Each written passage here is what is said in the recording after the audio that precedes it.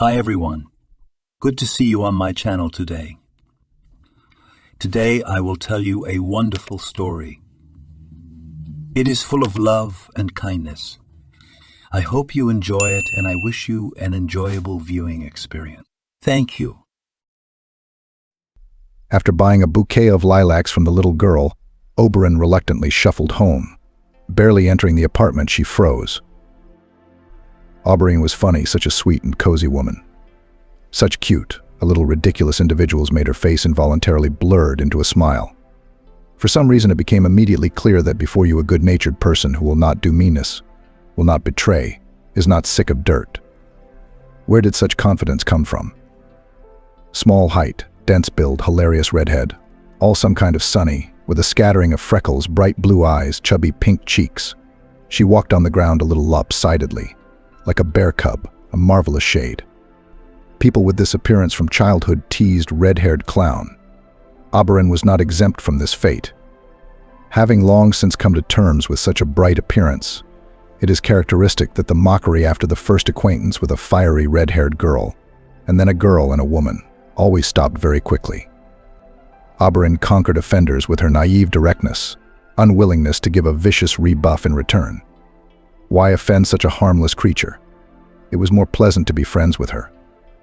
In this case, Mother Nature managed to award the girl a lot of dexterity in children's games. At school physical education classes, she did not lag behind her peers. Moreover, was the leader in many pranks in the kindergarten. It was Oberon took the little gang out of the territory through a gap in the fence, as the leader led the kids to the neighboring garages, where the bravest were offered to test the ride of courage. The rules were simple: climb to the roof of one of the garages on a rickety and someone forgotten at the gate ladder. Then you go to the garage closest to the children's institution, from which you jump into the sandbox standing by the fence. So that the friendly team was not afraid, the first to do all these simple manipulations, Oberon. In a minute, her ringing voice, already encouraging, was heard from the platform behind the swings. Let's be quiet, or Kira Swan will notice. Everyone climbed, crossed, and jumped, except for Kieran, who was long and skinny. He'd always been a bit of an outlier in their older group. Why on earth had he even gotten into this adventure in the first place? Accepting the jumpers, Oberon seated them on a bench. While the teacher was chatting with her colleague about something, Oberon went to the eye again. The confused Kiran was shuffling from foot to foot at the garage, not daring to step on the bottom step of the fragile ladder. "Give me your hand, I'll take the first one, and you follow me," said Oberon. From the garage, too, jumped off with a strong duet. Hand in hand, with briefcases later, they went to the same first grade. The irredeemable ones, the little bully Oberon, and the unintelligent Kieran. She dragged him along with her in all her mischief. They walked from school past the fountain near the plant office, the furniture factory. September is still hot in their southern town, and they are tired after school. Why not cheer up? At home, Oberon has only an old grandmother. She won't notice they're both wearing their school uniforms. Jump over the edge to where the water's up to their waists. Gracious coolness, tight jets of water falling from above. It's great, especially since Kiran's mom has no time to take care of him. For months he was in the care of a nanny, always trying to escape to the house of a girlfriend, where cozy smells, delicious buns, and cherry compote. A 3-liter jar with this sweet delicacy is never outnumbered here. They come quietly in wet clothes. Kiran even had an old tracksuit to change into. And they would come to their grandmother, were hungry, were exhausted. So they grew up in this modest, old-fashioned apartment with carpets on the walls, crystal on the shelves, an empty chest of drawers with thick, fluffy plaids, in which they wrapped themselves in winter, the two of them to watch their favorite cartoons about Tom and Jerry on TV. Oberon's parents were oilmen who spent their whole life somewhere near a drilling rig, designing it themselves, then controlling whether there were any failures in its work. They would go to their daughter's house for a couple of summer months, and then all together they would go to the Black Sea. It takes only 5 hours to drive from them to the coast. It's a paradise there. The salty reservoir rolled on the sand or pebbles with foamy waves. The sun covered my skin with bronze tan. Palm trees and magnolias glistened with foliage. The last representatives of tropical flora also dizzy their heads with the sweet, fragrant aroma of their white, graceful flowers. There was even an amusing incident in their family. One evening, while everyone in the boarding house was at a dance, Oberon's father, Vincent, climbed a tree and plucked a fragile magnolia flower for his wife. In the room, they put it in a water pitcher. It's a good thing the maid stopped by before they went to bed to see if they needed anything. "You're out of your minds, dear guests," she gasped. "It is good if you just have a headache from this insidious plant. And there are cases of people with allergies, which reaches anaphylactic shock." One tourist, the same fan of romance and magnolias, from us once barely managed to get to the hospital. Without waiting for objections, the maid quickly picked up the jug of already fading beauty and took it to the balcony. "That's where you go and admire it," she grumbled. "I'll bring you another container for drinking water. What do you think you're doing, poisoning yourselves here in our institution?" The next day, Vincent dutifully went to the local market and brought his red-haired wife a bunch of large daisies and a large watermelon with thick black seeds and bright red, juicy flesh. The incident was exhausted, and the new experience was recorded for the future. By the way, Auberine had been born such a pretty redhead for a reason. She was a smaller version of her mother, Stacy, a carbon copy of herself. Vincent, who had come to the windows of the hospital on the day of Auburn's birth, couldn't contain his emotions. "Yes, Stacy, you're obviously two golden red-haired creatures in one family. It's a treasure trove. There's a reason you were so toxic the whole pregnancy. Our daughter could braid her hair out of that fire fleece." When in her childhood, after watching a cartoon about a red-headed redhead tried to start complexes because of her hair color, Stacy stopped them once and for all. "Daughter, take a good look at me," Stacy said. "Has my hair the color of shiny copper ever hindered me in life? My red locks, like a generous sun, kissed on the top of my head. You're always on display, always bright and always happy. Your life, too, will be if not a constant celebration, then certainly not a boring everyday. Believe in yourself, Abby. Appearance is a shell. I wish you had a heart of gold.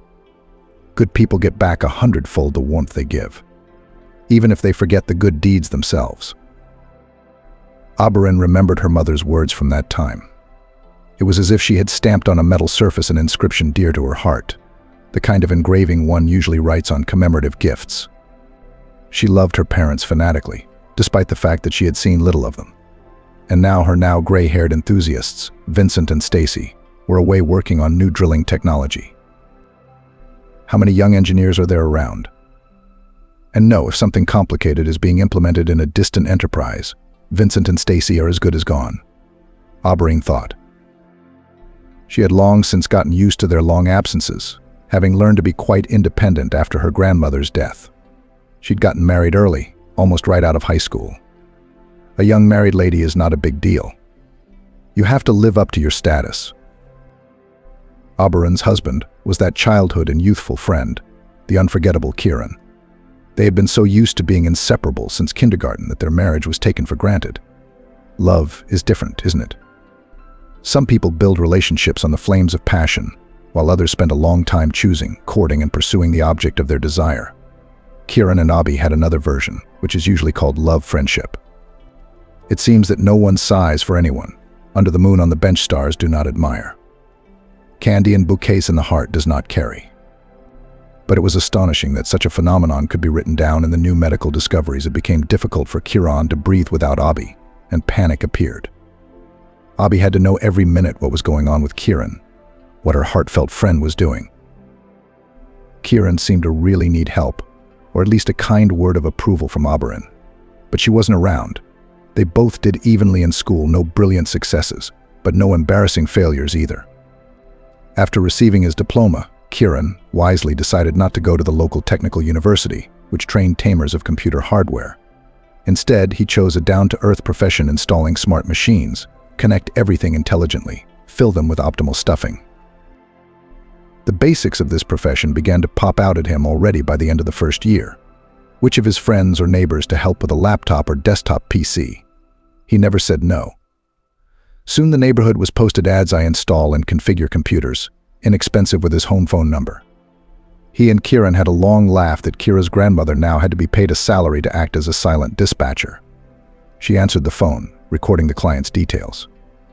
By evening, the list of those wishing to use the services of the young master was already ready. Surprisingly, there were many orders for installation and connection. Soon Kieran and Oberyn could afford frequent trips to their favorite pastry shop with divinely delicious cakes and coffee. By the winter session, they had accumulated a sum of money in their unexpected expenses piggy bank. It would be enough for their common beautiful dream to see St. Petersburg in all its glory. Both of their parents were away for long periods of time, so Kieran didn't need to come home after class. He worked in the improvised workshop they had built in the apartment, coming only at night. His mother took care of her son's upbringing strictly by phone at 22 at check call. "Kier, are you all right?" Eating regularly, preparing for the session. "Yes, Mom, everything is fine," he answered. A theatrical pause followed. "Then I can work in peace. I've got a lot on my plate." And Kieran's mom would disappear again with the dial tone. He sometimes didn't even know in which city his mom was shining on the stage at that moment. Oberyn and his grandparents, as she affectionately called them, were no less punctilious. Their interrogation was usually meticulous, but it was Vincent's grandmother, not Aubrey, who peppered them with questions. She reported cheerfully that everything was going according to plan, that her granddaughter had passed her credits and exams on time, without arrears. And now the girl was going with Kieran to the northern capital. Even airplane tickets have already been bought. After the conversation with her grandmother, Stacy and Vincent looked at each other. "Don't even get me started," the man said. "They're both 18 now. Kieran is a decent guy. I trust him. He would never hurt our girl." Auberyn has chosen a very interesting profession for herself, organizer of festive events, specialization event manager. Lucky that there is such a faculty right in their city, at the Federal University. It is called, however, ornate crowdsourcing and event management. But the group was excellent. The guys and girls were all creative individuals.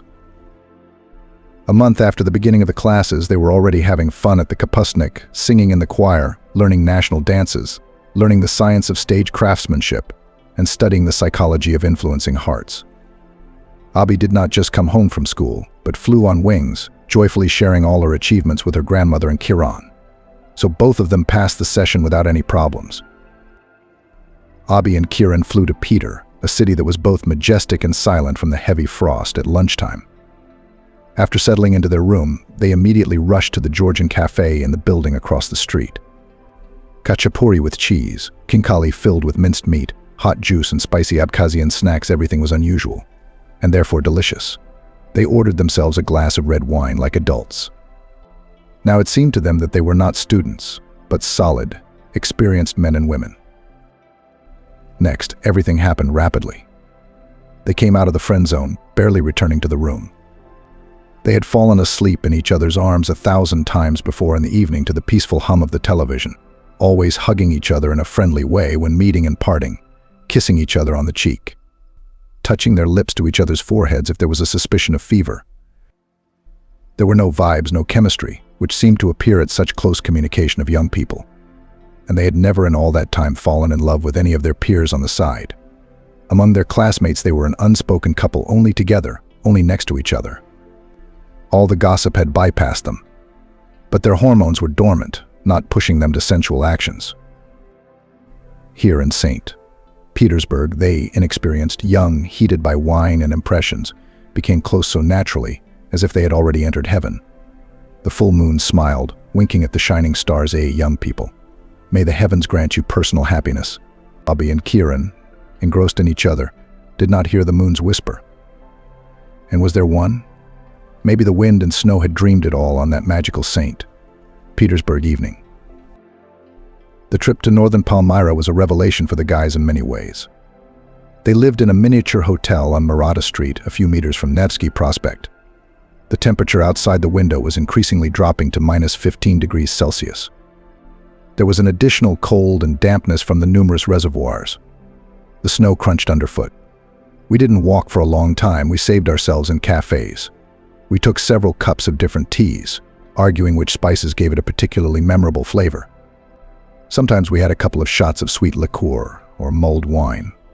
For dinner, we brought sweets to the room. From the cafe candy shop again, they piled tea or coffee and enjoyed socializing. The romantic journey flashed by like a single day. They returned home, as always, holding hands.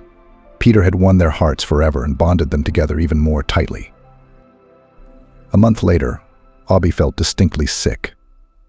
She felt nauseous in the mornings when her grandmother baked pancakes for breakfast and in the evenings when she cooked pasta patties for her. Stacy was far away from her daughter at that moment. Abby was certainly not a naive little girl. She had long ago bought a pregnancy test from the drugstore that showed the coveted 2 stripes. She broke the news to Kieran, who immediately reassured her.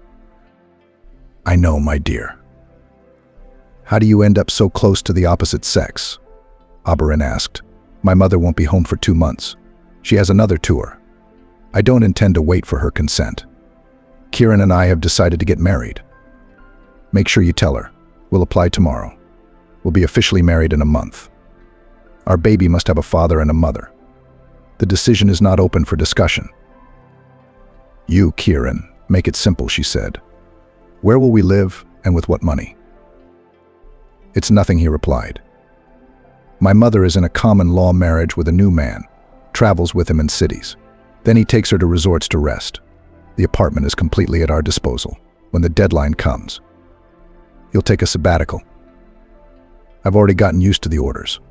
Word of mouth works. Some clients recommend me to others. I've also prepared a new batch of ads with a different contact number." Mother Kieran, actress Rose Arnold, though she was a supporting actress in the local theater, but on tour in the reserve cast went always with great pleasure. And Kieran's fathers were constantly changing. A lot of husbands, a lot of passions, so necessary for a creative person. Otherwise, how to play love on stage. In the affairs of her grown-up son, she as long ago did not interfere, almost stopped the daily evening interrogations. Rose firmly adhered to the position bad news finds people. If it is still quiet, then everything goes its way. The last man, Rose, was from the theater commercial circles and suited her most of all with his generosity. To be fair, outwardly Rose Arnold in her 50s was still very good-looking. Over 40 years old in the evening light, as she herself joked. Even detractors had nothing to say. The well-groomed coquette was already a little over 50, but she did not lift anything heavier than cutlery. She was helped by her housekeeper and her son's nanny. What an enviable life. Official marriages in the passport Rose Arnold was 3 pieces, but unofficial romances she had not countless. And who needs that boring arithmetic when it comes to Rose? She had one specialty: she could sing romances in a thick, low voice. Although she did not learn vocals and did not learn, but will raise to the sky large languid eyes with skillfully lined black pencil eyelashes, slightly raised in a graceful question eyebrow, open sensual full lips and drag. He told me, "Be you mine and I will live." Passion burning. Another man with a delicate mental organization fell into the net set Rose. Looked at her like a rabbit on a boa constrictor, hurried to fulfill any of her whims, opened access to his accounts and cash. Rose wasted no time, pampered herself, her favorite, as much as she could, knowing that she could not keep her lover for long. She had an empty, boring soul. God had hurt her intellect. But she herself considered further mental development as an empty occupation. She could not hold a conversation in a decent society. She was more silent, parading around the hall and showing another flashy outfit. Men with money are often not fools. They quickly lost interest in her and disappeared from her horizon. The trouble was that Rose, like any man, inexorably aged. Not every worthy and rich fish is no longer caught in her predatorily arranged nets. She did not want to look at the smaller specimens, carefully watched her behavior and words to keep her partner longer. And this time she did not let go of her young lover, even for a moment. Men were becoming fewer and fewer, and age was getting scarier. Vincent and Stacy took the news of Auberline's imminent marriage and pregnancy to heart. They agreed to celebrate the wedding in the summer during a vacation, when they will be in their hometown, and Rose Arnold will have a break in the tour schedule.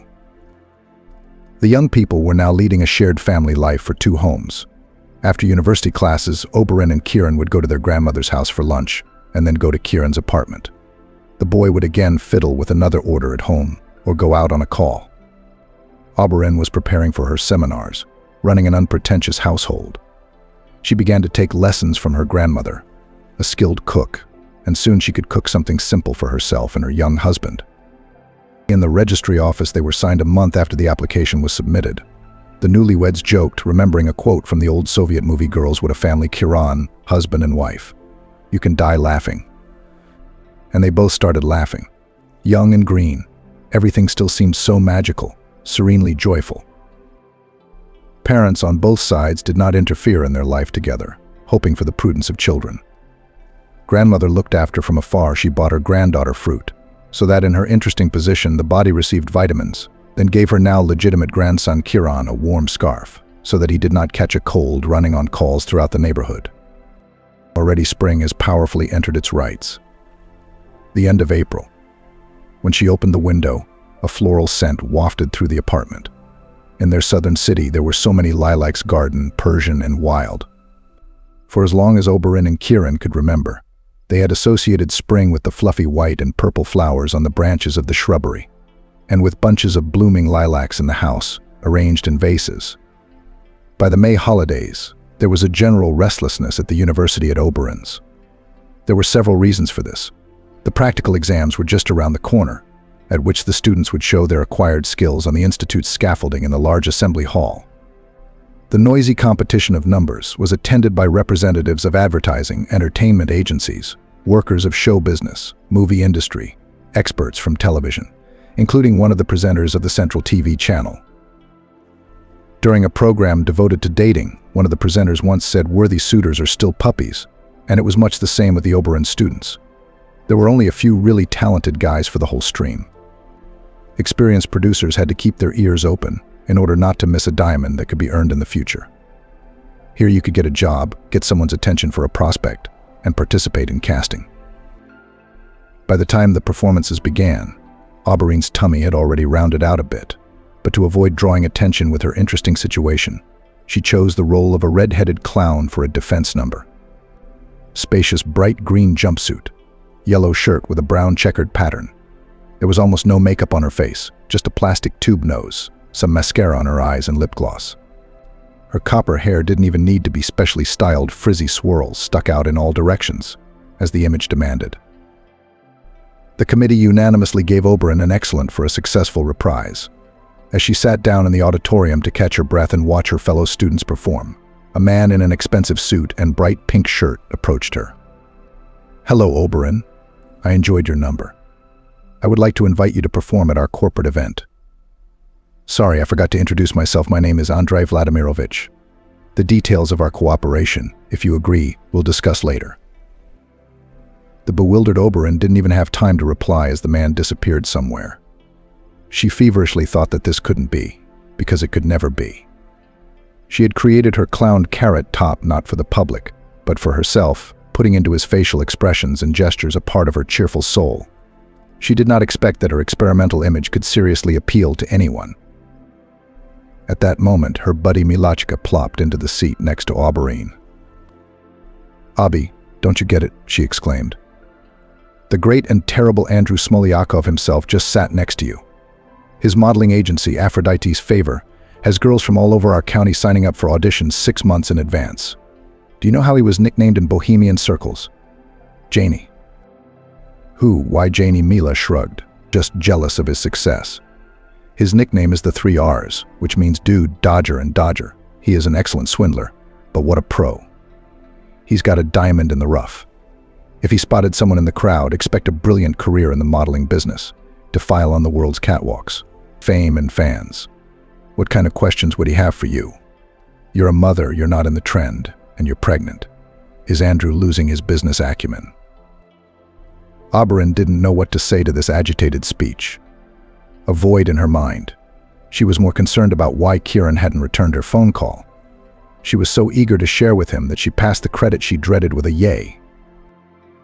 At the same time, Andrew, to whom Mila had just sung praises, was sharing a new idea with his assistant. "I found a unique person, a young lady performing a skit with a red-haired clown. It will be a furor when we release her on our stage. The contrast between natural beauty and nature's jokes on her appearance. Have you seen this person? She's a walking misunderstanding. But she's a sweetheart, a mix of red hair and spontaneity. What kind of person would take her place? The other one would have burned with shame and complexes, but this one doesn't. Apparently she lives with her head held high.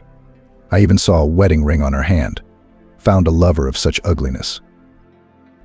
And Andrew, very pleased with his caustic humor, laughed. It was good that the naive Abi did not hear his words. Although who knows, maybe Andrew's words would have hurt Auberine, but would have saved her from a great misfortune. Andrew's assistant found the young woman the very next day. The background information was as follows: a famous modeling agency was planning another show. Auberine's task as a red-haired clown was to entertain the audience in the pauses when the models from Andrew's agency would be changed into the next outfits from the collection of a local designer. The action was to take place in a fashionable hotel, stylized as a medieval Gothic castle. All the capital's bowmen was to gather at this outlandish performance. Auberine, who for participation in the show was offered a fabulous fee by student standards, was not afraid of the stage and the audience in a huge hall with velvet armchairs. But the hotel complex itself struck her at first sight with its mysterious atmosphere. With her exuberant imagination, she immediately imagined nightly tournaments, beautiful ladies in lavish dresses, balls, intrigue and unearthly love of imaginary heroes. Auberine did not move through the halls like a bear this time. She had even muted that ability. She walked like a fairy with a magic wand in her hands, mentally touching people and objects, immersing them in the fairy tale that was already being born in her head. On the improvised catwalk, everything happened exactly as Andrew had planned. The fashion collection was done in black and white colors. It had a cold, sharp, steely sheen.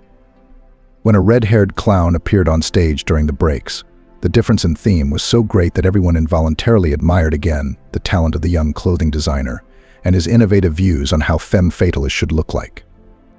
The intended effect was 100% realized. Auberine, inspired by her successful performances in front of so many people, decided to have a little snack. A buffet was set up in the lobby bar. The mom-to-be put a couple of canopies on a miniature plate, took a glass of lemonade from the tray and sat down in a secluded place on a soft sofa. After a couple of minutes, she heard muffled voices. In one of them, she recognized the commanding tone of her local patron. "Joshua, have you seen those ginger ugly things?" "Poor girl," someone said. "You don't often see such a hopeless case of total lack of beauty. You are the very creator of female goddesses, to whom you give long, slender legs, to whom you give deep, expressive eyes. And who will you give a luxurious hair? Can you believe she has a wedding ring on her hand? I can't even imagine a man who could sleep with her of his own free will." Auberine dropped the canapé from her hands. Andrew, a well-known person in the city, philanthropist, businessman, owner of the realm of female beauty, said all this with such contempt, as if he were talking about some disgusting insect. "You see such an ugly thing, you want to step on it and crush it." All of Stacy's words about the special charm of redheads were instantly forgotten. In her head, as if in a cramped cage, her thoughts rattled. The program is over. I don't want to wait for any honorarium. Get out of here. Out now. Auberine ran out of the lobby bar and immediately ran into the two men talking with glasses of cognac in their hands. "Damn, Andrew, your stage vis-a-vis just heard us talking," one of them said. "Hold her and calm her down." But it was no longer possible to hold Auberine, who was rushing forward. She started rapidly down the narrow spiral staircase to the first floor. The wrought iron railings beneath the smooth, shiny handrails were all decorated with graceful roses, so skillfully crafted that they were indistinguishable from real flowers of royalty, with buds, leaves, and thorns blooming. Near the next flight of stairs, the wide pants of his stage costume caught on one of the sharp metal branches below. The red-haired clown was still running desperately downward, but the sturdy fabric was already caught on the metal. Auberine flailed her arms ridiculously in the air, and like a puppet, she was hung from the treacherous piece of jewelry. The last thing she felt before she lost consciousness was multiple jabs of something hard in her chest, stomach, and legs. Drops of blood instantly began to appear on the steps. As the crowd rushed to the scene, the picture was gruesome. Hanging from the metal rose pattern under the railing was a bright redhead named Auberine. Only now she wasn't laughing at all, nor was she uttering funny phrases in a ringing voice. She was bleeding, and no one would ever know that a few minutes ago the heart and soul of this young woman had been bleeding, just like that. The ambulance arrived quickly. By then the hotel guards had already pushed the curious away from the scene of the accident. They were afraid to take Auberine down the stairs without medical intervention. The sight was horrific. Local paparazzi were sneakily clicking their phones, trying to get sensational facts that could then be sold to the media and the yellow press. There were many amateurs before the media. Someone was rubbing his hands together, rather rubbing his hands that Andrew was proud of it, and now it would take a long time to wash off. After such an incident, his reputation will be tarnished, and the whole business may be shaken if it turns out the racy background of what happened. Everyone was curious to the point of goosebumps, what pushed this handsome red-haired clown to run like Cinderella, whose time is running out at. At the hospital, Oberon went straight to the operating table. The baby could not be saved. Andrew, who learned that the red-headed clown he had hired was pregnant, grabbed his head. He had a long talk with Joshua, whom he persuaded to keep quiet if they were called to the police as witnesses to that violent conversation. The modeling agency had paid in full for Oberon's stay in a private room, where now and then throughout the day couriers came by with baskets of fruit, juices, chicken broth, and then other meals from the best restaurants in town. To meet with him, Oberon refused flatly. Only his assistant was allowed to enter the room, who brought a fee and an impressive bonus, ostensibly for the inconvenience caused. The already recovering young woman said to the employee Andrew, "As cut off, don't let your boss shake with fear." "No one will ever know the true cause of my fall down the stairs," Oberon said. "Tell him that verbatim. I'll take the money. Why not? But he's the one buying the silence. I'm the one who thought I'd done my pay and allowance honestly. This is the end of our cooperation. I no longer wish to see anyone who has the slightest connection to Aphrodite's favor. Consider it a gesture of my goodwill." The aide conveyed what the chief had said verbatim. She even thought she heard a sigh of relief. It's a dark story, she thought to herself, but she didn't say anything like that out loud. She had been working with Smolyakov for a long time. She'd seen a lot of things around his controversial business. Kieran had been by Oberon's side ever since his wife and baby had suffered that terrible accident. He had even brought their old stove from home, where they liked to cook together. He covered it and prayed over the blanket. There were bunches of lilac flowers everywhere in the ward. Its sweet fragrance always knew how to lift the mood of the red-haired clown. A few days later, earlier than usual, Oberon's parents, Stacy, flew in from the north. She spoke at length with the doctor about the future possibilities of motherhood for her daughter. The doctor reassured her. 3 years with the baby would have to wait. The operation was serious, but we managed to preserve all childbearing functions.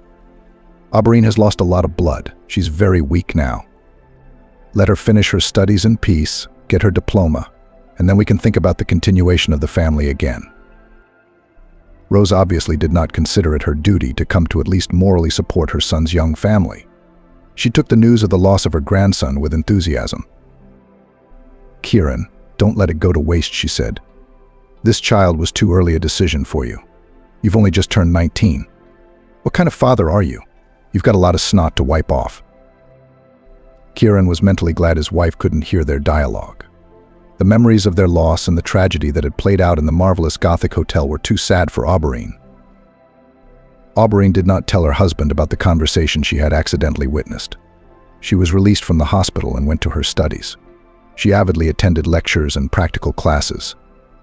Only she never wanted to wear her red-haired clown outfit again, no matter how her teachers and fellow students asked her to do so. After the summer session, Kieran, Auberine, and her parents went to the seaside together by car. Vincent loved to drive his old BMW. What did he call it?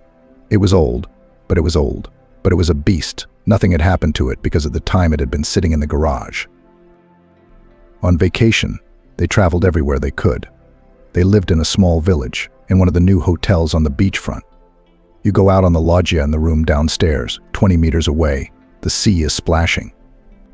Behind the fence, there was a park where the hotel guests could disappear as much as they wanted, and even for free. There was a small grove of pomegranate trees near the monument to Pushkin. Excursions were always wandering around the park itself, so Kieran and Oberon hid in a corner above the sea, next to the son of Russian poetry Alex. Here the young woman turned into the host of some holiday they had invented. Kieran became a kind spectator and in the 9th row. Who still remembers the unique creative legacy of Archie will immediately understand what we are talking about. In the evening, the rehearsed performance was shown to the parents, and there was not among the audience more grateful listeners. Auberine gradually withdrew. They spent a long time together splashing in the sea, and then went to the local market to buy amazing grapes, peaches, tart homemade wine. In the evening we had dinner on the loggia and admired the marvelous moment when the orange ball of the sun kissed the emerald surface of the sea. Sunsets there were always fabulously beautiful. The clouds became pink, and the soul sang, flew somewhere upwards. Several times the whole family took a ride to the city. There on the quay another funny story happened to Oberyn. Rather intrusive photographer with some animal on his shoulder insistently stretched out his hands to the red-haired woman and shouted. The animal turned out to be a chinchilla, which at once tangibly pulled Oberyn's finger, then posed in her arms like a model, and did not want to let her go. The photographer, very surprised by the behavior of his assistant, thoughtfully said, "My Abby's instincts are impeccable. She recognizes good people with a pure heart from a mile away." The photographer didn't even understand why the family was laughing at first. Vincent eagerly explained, "You've just taken a picture of your namesake's your Abby and our Oberyn. I noticed from a distance." He and Kieran hugged their companions by the shoulders and they continued their walk along the picturesque promenade. This vacation was one of the most memorable events in Oberyn's life. And then grief came to the house. Vincent's mother had died. She quietly went to heaven in her sleep. The empty apartment no longer smelled of freshly baked goods. Only the shelves of the pantry still held jars of cherry compote. True to tradition, the quiet, cultured grandmother Oberyn had managed to prepare this summer season's favorite supplies. Folk wisdom says trouble doesn't come alone. It brings. The next 6 months after the death of Grandma, tragedy happened to the beautiful Rose Arnold. The accident was trivial. The actress did not want to part with high heels, even on winter boots. In a rare for the southern city period of ice, she slipped right on the tiny edge of the steps leading to the entrance. Rose took an unfortunate fall and broke her infamous femoral neck. Kieran had just turned in another winter session at the time. After his grandmother left, he and Janie had moved back into the apartment of Auburn's young parents. It had always seemed more familiar to them. And then, with a surprise from her mother, Auburn ran to the hospital to see Rose as if it were work. Her second mom turned out to be an extremely capricious woman. Kira Swan secretly left on the pretense of a touring emergency. It was as if she'd never been there. Kieran disappeared in the morning at the university, and then ran on the orders of his mother after the operation, which promised that she would be able to walk again after the injury. The ward and comforts were costly for the youth.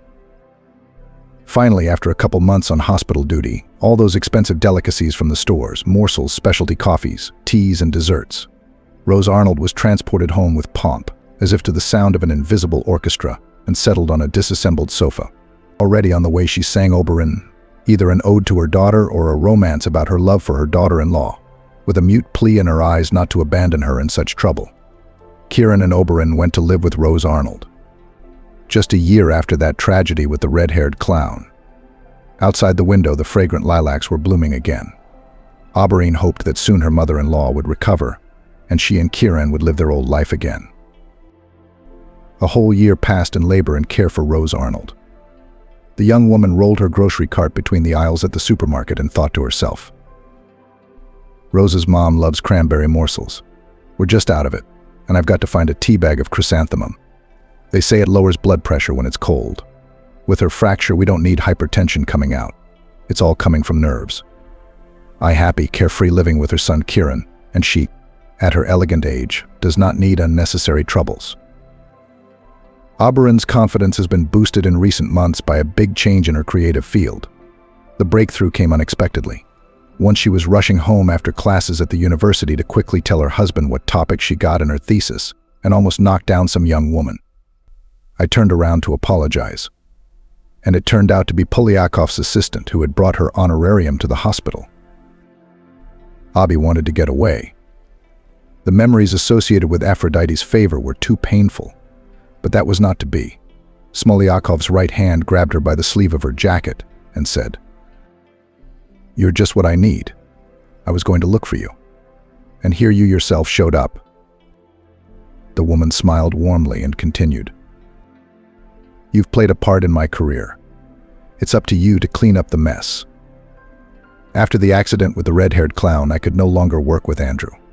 I felt in my gut that he had a hand in the tragedy with you.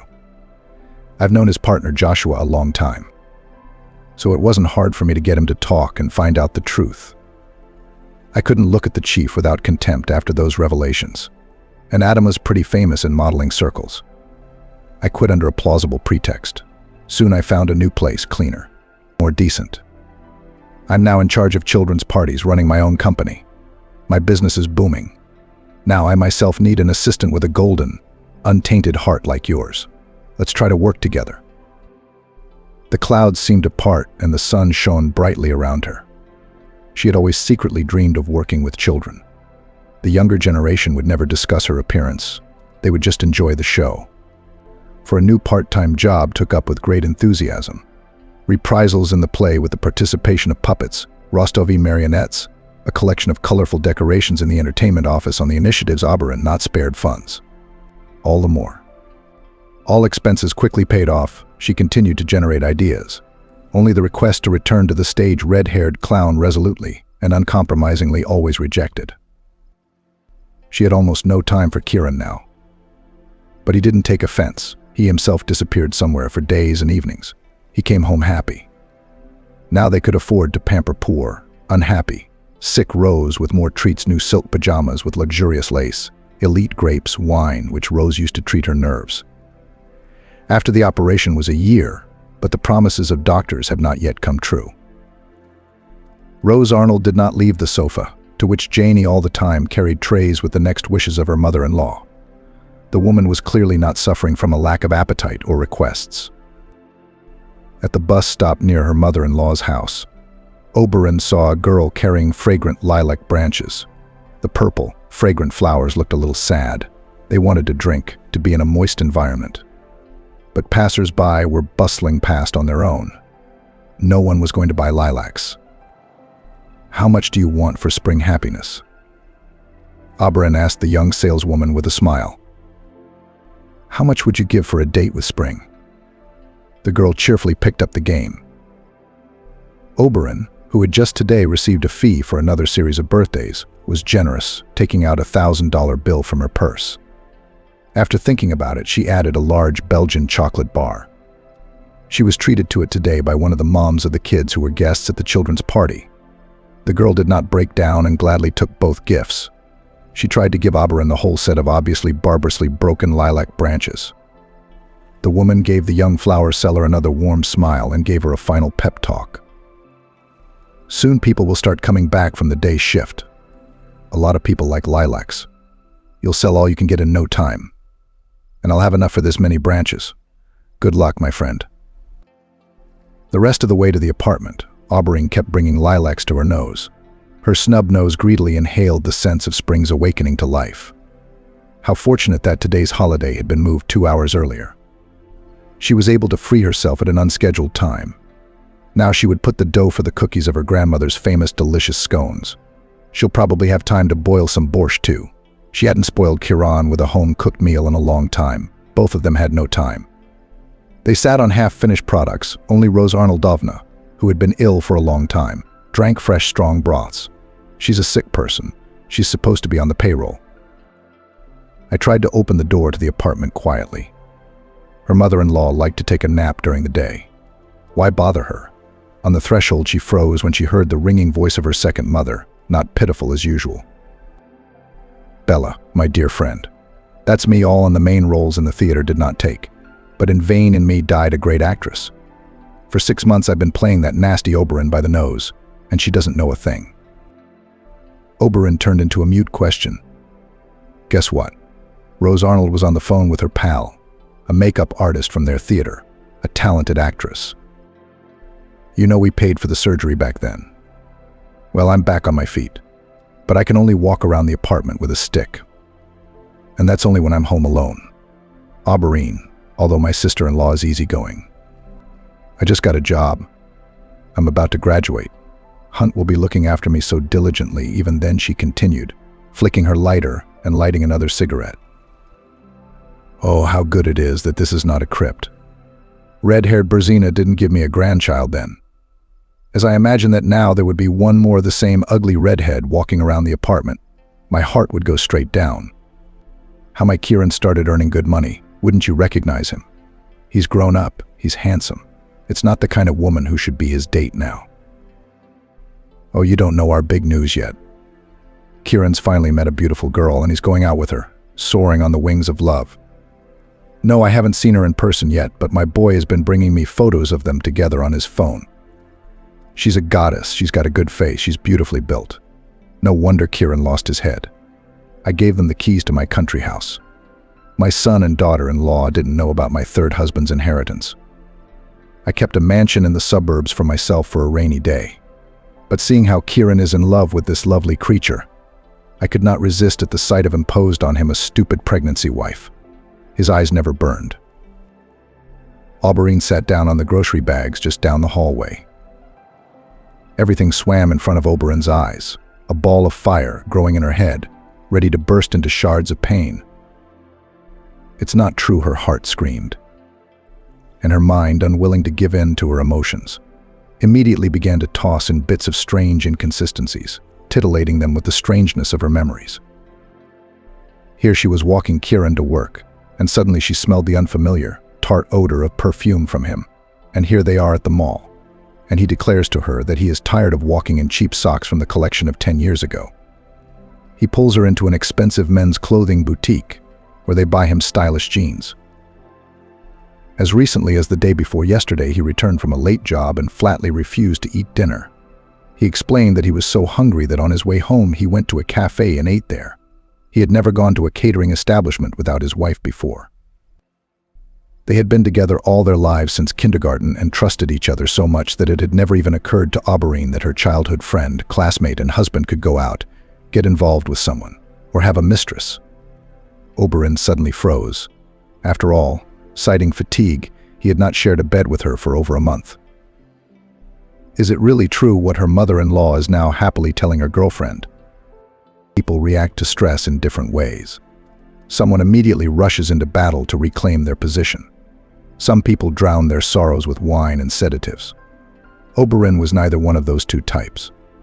She was leaving the lives of people who once meant a lot to her forever, without finding out anything, without proving anything to anyone.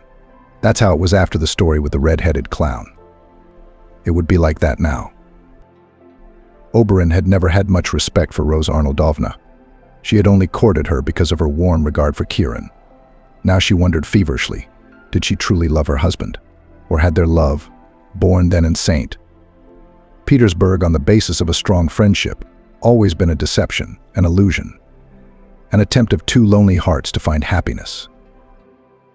Now she somehow did not know the exact answer to this question. Kieran had always been there for her. They had always been inseparable since childhood. What is passion that burns everything in its path? Auberine probably didn't know. She still hadn't lost the ability to find excuses for her unexpected friend in every situation. Or perhaps that aged complex that she was utterly devoid of feminine appeal had risen to the surface again to plunge her into a new abyss of doubt. Now she would quickly find the keys to her grandmother's apartment in a drawer and go there to heal her mental wounds. In a month her parents would arrive from up north. She shouldn't say anything to them yet about her life changing so drastically. Kieran really was in love. He was in love. Taina was one of his clients. A first-year student, she was in a big city for the first time, where her parents had rented her an apartment. She couldn't figure out the latest model laptop on her own without her elders. Kieran, who had recently turned 21, seemed very big and mature compared to the 18-year-old fragile girl. He was about to defend his diploma, and here was a freshman. While he was dealing with her machine, she brewed him a wonderful coffee, made a mountain of delicious sandwiches, and all the while she was seen hovering around him like a light bird of paradise in her colorful kimono. His Auberine always walked like a cute, leering bear. Tana flew around the room gracefully, enchantingly. Impressed with his new client's appearance, Kieran asked to visit the next day to see if his lovely apprentice had mastered everything. Taina looked at him with wide-open, admiring eyes, the color of blue topazes, aquamarines and sapphires at the same time. Taina's parents are farmers, but they did not let their daughter close to the quiet farm, even though she lived in the countryside. In everyday life, except for potatoes or fried eggs, were not financially strapped. She ordered food in cafes or bought it on the way to the institute after classes. Taina was dressed with a needle, everything new, fashionable, stylish. She stood firmly on her feet. Farmers had already changed the furnishings in the rented apartment for her daughter, and every weekend they loaded a trunk full of natural products and brought them to the city. Her schooling was average. It was not the same thing to sit on the internet on social networks, to walk with friends and messengers, to communicate. She accepted Kiran's advances favorably. After a week they found themselves in the same bed, and then Taina showed him such aerobatics that he was confused. Such stunts with his wife he did not know. Taina was such a thing and obviously had a lot of experience. It was impossible to say that Kiran was not troubled by his conscience towards Oberon. He returned home late. A satisfied Rose Arnold had clearly been fed, sitting almost happily by the television, occasionally snacking on candy or tobacco smoke. Oberon herself was already asleep, having remembered to wrap up dinner for her husband so it wouldn't get cold. Kiran thought he was swearing to himself with his last words, promising himself to end it all at once. But as soon as he found himself in Taina's arms again, he forgot about everything in the world. Once, when Rose Arnold was in a particularly benign mood, he could not withstand the oppression of his radiant happiness and confessed to his mother that he was dying of love for a young girl. The woman, cynical to the core, asked him, "Is she even of legal age? Is this your new girlfriend? Make sure there's no trouble in that department. You've been asleep for a long time, haven't you?" Kiran nodded. Rose pointed a dainty finger in the direction of the bedroom. "What are you going to do with that redhead of yours?" "I'm more than satisfied with her care and attention. I'm enjoying myself. Even my injuries are hardly bothersome. You, my lovesick falcon, tell you what. You have many mutual acquaintances in our city. Even you with your mistress, your wife, did not tell you. I told you before my last official husband left me inherited a luxury country house. Arrange your dates only there, away from prying human eyes. Your girlfriend Taina will love it. You can be sure of it. And it's only an hour's drive from town. There's a woman looking after the house now. I'll arrange for her to stay on as au pair. And I'll keep Oberon with me for as long as possible. Do you understand me?" Rose Arnold was wildly delighted with the country estate. She was still a very young and unsophisticated woman. Such luxury only seen in the movies.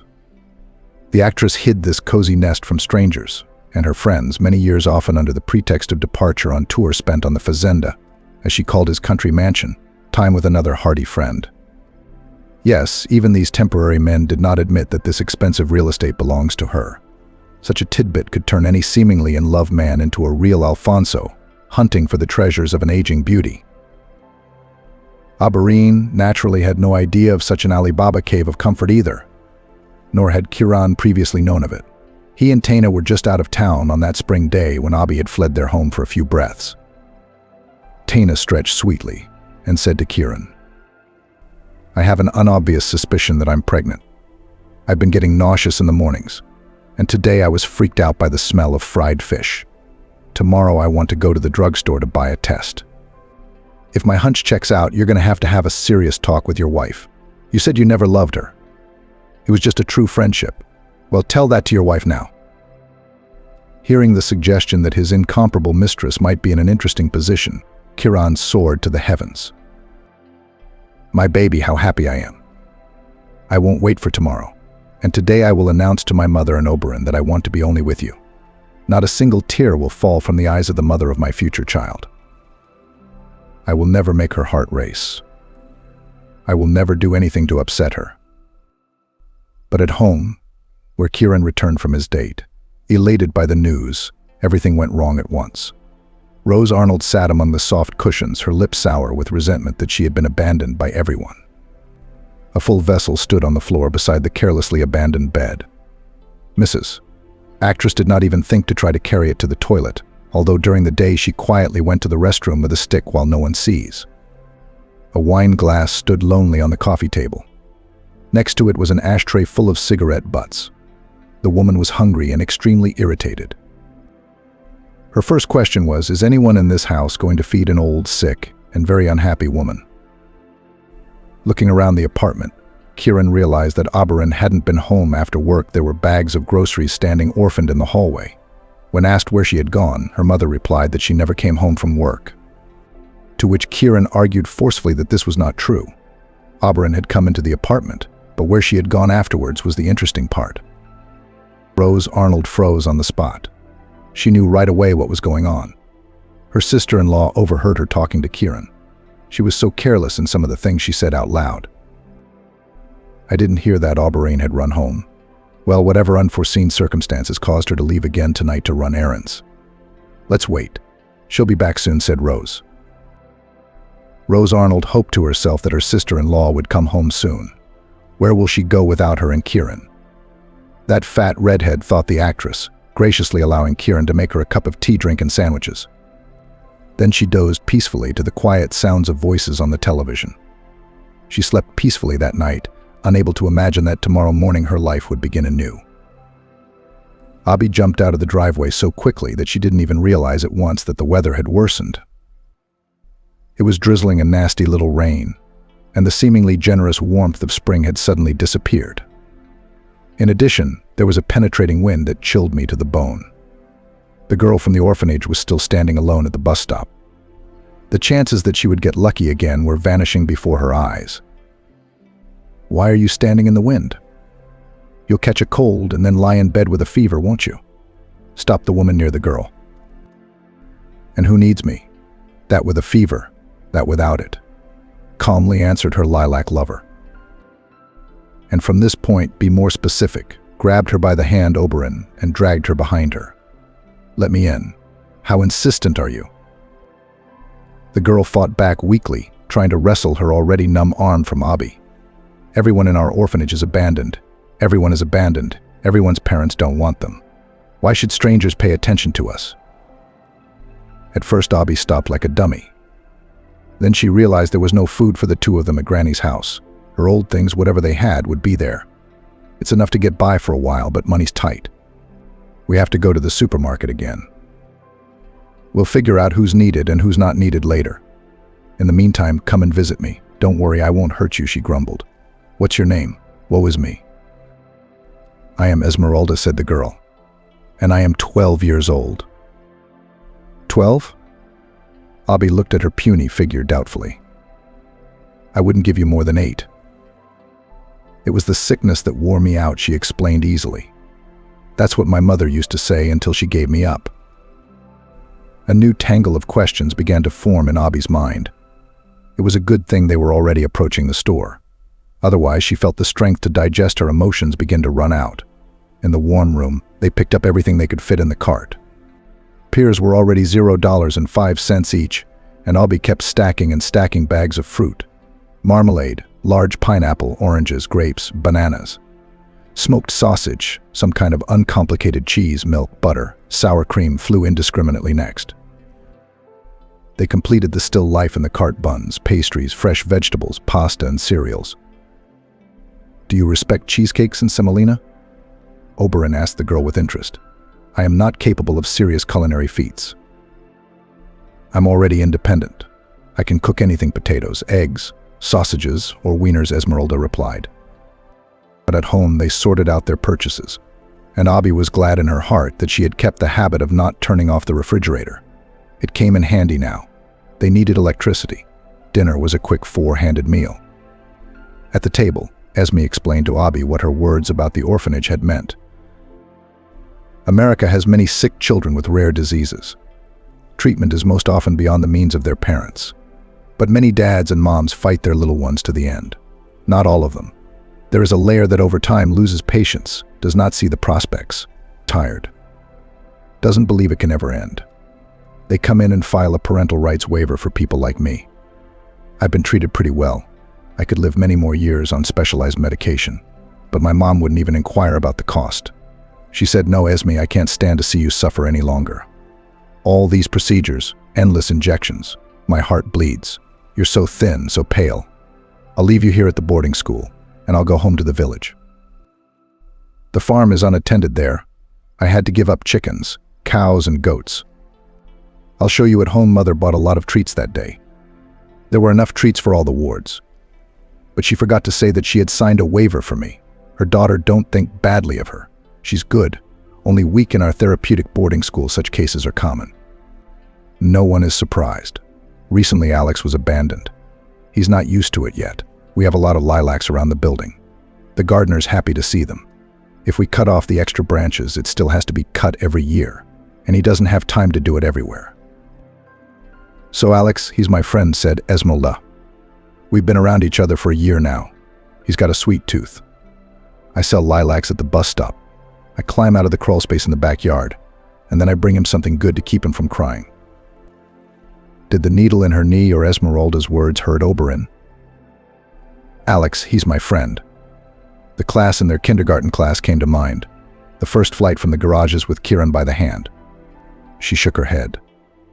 Looked at her watch. Jesus, Esme, it's 8 o'clock. There's not enough time for you at boarding school. Yeah, Alex, I've got to run already. We're right next door to you. 2 blocks away. Will you walk me out? You'll recognize our house by the bright blue fence and the sand-colored walls of the buildings outside. We have a temperature reading at 2100 hours. The babysitter won't let me go any earlier. The older boys are used to making do with their own entertainment after supper. Among the little ones, the heavier ones are more numerous. My peers are already all cured. I'm just beginning. After Seryoshka's abrupt departure, Oberon sat in a daze. How little we know about the world of those who hourly live with pain, calmly put his hand under the drip, has long been not afraid of injections, knowing that they will bring relief. She has repeatedly seen on TV how they announce the collection of money for the treatment of another seriously ill baby. Even a couple of times she has sent money in change to the specified account. We all feel that the trouble is somewhere out there, far away, not us, she said. Tomorrow I'll have to talk to their agency about holding a charity party for these kids, something to pamper the poor in their bleak existence. And she also thought about the fact that parents who abandoned a child alone with a disease are traitors. There is no forgiveness for them. Misunderstanding. Meanwhile, Kieran puzzled over where Oberon could have gone. There was no way his wife could have found out about his affair with Taina. He had no contacts of anyone with Oberon's new job, and in his speculation he decided to call Taina. Kodak, have you decided to let me know that you've already talked to your wife about us? His favorite Rose asked him at once. And what was her reaction? She's as good as gone through the ground, Kieran answered her. Oh, and where will your redhead go? I'm sorry, she's not a beast at all. Who needs her? Rose pouted her lips. Taina, keep me posted. It's time for me to wash my hair. The girls will be in soon. A fellow student has the sniffles and we were going clubbing tonight, Kieran said. He blew his nose into his eye in the night and then pulled his jacket on. It was still raining outside, so he went looking for Oberon. Started, of course, at Oberon's parents' apartment. Maybe his wife had an urgent need to go there for some reason, and she was late with her business. A faint light was clearly visible behind the light curtain in the kitchen, despite this late hour. It took Kieran a couple of seconds to get to the 3rd floor. At his call, Janie opened the door at once. Don't bother, Kieran, you're not going in the house. What's wrong? Oberon, you're not yourself. Kieran tried to insist on his husband's rights. Come on. I don't want to make a scene humiliating you and me to keep at least the good things that have bound us together for years. I accidentally found out about your love for another woman. Well, that happens. People drift apart in life. Let's do it in a civilized manner. Kieran, for the first time in his life, didn't know what to say to his wife, his battle buddy. You're 100% right. You can't argue. There is no such argument. The most reasonable thing I can think of is, do you want to stay in your parents' apartment? Then let's at least pack your things so you have everything you need. Oberon suddenly understood. The point in their relationship hadn't been set when she'd rushed out of Rose's apartment. Her husband had disowned her now, this very minute, burning bridges with his caring proposal, letting her know the Rubicon had been crossed. It was desperately painful, like when her appearance as a red-haired clown had been mocked. In fact, her appearance always made people cringe at first. But didn't Kieran know that Oberon was not the first beauty in their town? Her grandmother used to say, when you feel bad, Abby, think of those who are much worse off than you are right now. The woman was immediately reminded of today's encounter with the sick girl. There was so much courage and a kind of cold-blooded calmness in that child that Oberon should have taken an example from her. She would pack up now and go to bed. Let the morning, which as rumor promises is wiser than the evening, make her look at everything with different eyes. 2 months have passed. In the intervening period, there had been global changes in the lives of Kieran and Oberon. The former had experienced the first disappointment of his life, and one that he could not recover from. There were several reasons for his lethargic apathy and complete indifference to everything. Rose's hypothesis that she was pregnant was not confirmed, and it was good that Kieran had not learned the whole truth in that legend. In fact, Tana, who had long been intimate with the opposite sex, had been taking birth control pills, clearly following the instructions for their use. The pregnancy pranks had been designed to test her young lover for lice. Tana had come close to not expecting such a violent, enthusiastic reaction from him. And when she learned that his wife had left him, she put forward the rest of the seductive resources. Only her maneuvers were unnecessary. She enthusiastically accepted Rose's absentee invitation to pay a visit to the unhappy, ailing actress. Once in the apartment, which hadn't seen Oberon in days, and was in need of a fresh cleaning, Tana was instantly aware of the situation. It was springtime outside and the air was stale indoors. The young beauty, after listening to Rose's compliments, made a show of telling Kieran that she had toxicosis. She was still listed as a mommy-to-be at the time and went outside for a breath of clean air. Tana never returned to Rose's apartment or Kieran's life again. Oberon had calculated ahead of time what awaited her in her future possible marriage to Kieran. She didn't even want that posh country house as a wedding present. Oberon was sure that she could find a more interesting party for herself in this southern city. Youth and beauty would always be at a premium. Kieran had not expected such treachery from his beloved. No, he was ready to hire a nurse for his mother to take some of the household chores on himself, since Tana was soon to become a mother. But he couldn't tell her any of this. Tana had cut off contact with him once and for all. She blacklisted him wherever she could. She wouldn't open the door of her rented apartment. Stopped being friends with him on social media.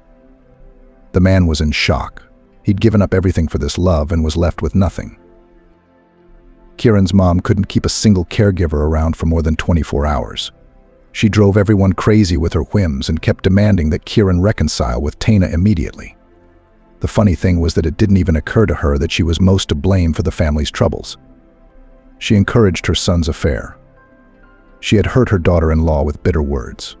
She never learned to appreciate human warmth and kindness. With her hair and clothes unkept, she was more and more likely to have a glass of wine. She was now a pitiful sight. Her former regal beauty was long gone. No longer an elegant lady, but a proud old woman who still fancied herself a queen, but now without her loyal subjects and admirers. Kieran had the good sense not to bother Oberon with vain requests to return. He wondered how his ex-wife managed to keep her mother's apartment in perfect order. Oberon studied and worked. She'd gotten her diploma with honors. In her agency, she was known as an indispensable employee. Lately, she'd been seen several times in the company of Matthew, the electrician. Their friendship began unexpectedly with an unfortunate accident during a children's party. It was the hottest time of the year. Summer had just passed its second half. The thermometer was already afraid of heights, approaching the mark of plus 40 degrees Celsius. Split systems tiredly drove cool air in the hall for festive celebrations. On that July day, as the biggest joke, the clients had booked a themed party for their daughter based on Andersen's fairy tale, The Snow Queen. The highlight of the party was to be the outlandish ice cream cake still waiting in the freezer. After playing around pretending to be a cotton candy snowdrift, the evening's host, Oberon, realized that something had gone wrong. The heel of her sandals had gotten stuck in an unknown gap in the wooden floor. For the third time, the children walked in a joyful round dance around Gerda and Kai, who had found each other. Next came the transition to the feasting room, where drinks and desserts awaited. Matthew, who had been watching the dress rehearsal before, assessed the situation in a flash. The ex-military man, who had excellent physical fitness, a real giant with hard, as if carved out of stone features, picked up Oberon in his arms, deftly pulled her feet out of her sandals, and as if nothing had happened, brought and sat her at the table with the children to the applause of the audience. "Matthew, help me out," she smiled warmly at him. I was at a loss, I didn't know what to do. "It's a pleasure to carry such a wonderful woman in your arms." The usually unkind electrician mumbled, shook her hand in embarrassment, and then disappeared out the door. Oberon would not be rusty. She's not a nun, after all. The next day, the whole staff was already enjoying buns baked according to grandmother's old recipe, and the redhead whispered in the electrician's ear, I baked them for you, Matthew. But there were so many of them, I thought I'd treat everyone. Matthew and Oberon often walked home together from work. One day, out of the blue, the woman shared her idea with him. I'm friends with a girl from a children's treatment center. Oberon is friends with an orphan girl whose mother gave up her parental rights. Oberon finds out what documents she needs to gather to formalize the girl's guardianship. However, she was persistently advised that the girl would be better off with a full family, since Oberon had just divorced her husband. Already divorced, Oberon explained. Did I hear you were married? Matthew wondered. I'm not one to court a lady with a wedding ring. Would you take me on as daddy to your little friend? I'll think about it, Oberon smiled slyly at him, looking a little like an oddly ginger-colored bear. But I promise I won't be thinking for long. And she laughed out loud. At home that summer evening, Oberon pulled a round box out of an old dresser. There was no exotic lady's charm hidden inside. Here lay a red-haired clown costume. Tomorrow, Oberon was going to announce to the girl that she would soon have a new home with a foster mom and dad. Such news was a celebration for both of them. So it was decided to announce it to the girl not as Oberon, but as Amelia the Red Clown. Let tomorrow in the children's ward of the orphanage will be a little brighter for everyone. Red-haired and desperate clowns, they are a bit of a magician. Just don't tell anyone about it, or people will torture them with requests for happiness. Happiness has to be earned. Otherwise, it's not real.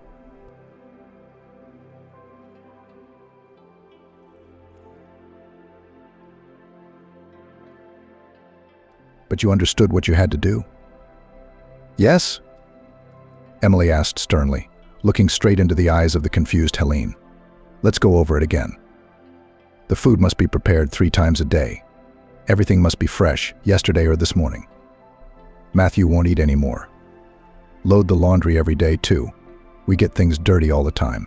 Walk twice a day. If Matthew still asks to go outside, tell him I forbid it. He can't get cold. Oh yeah, I almost forgot. Archie's room needs to be wet cleaned every day.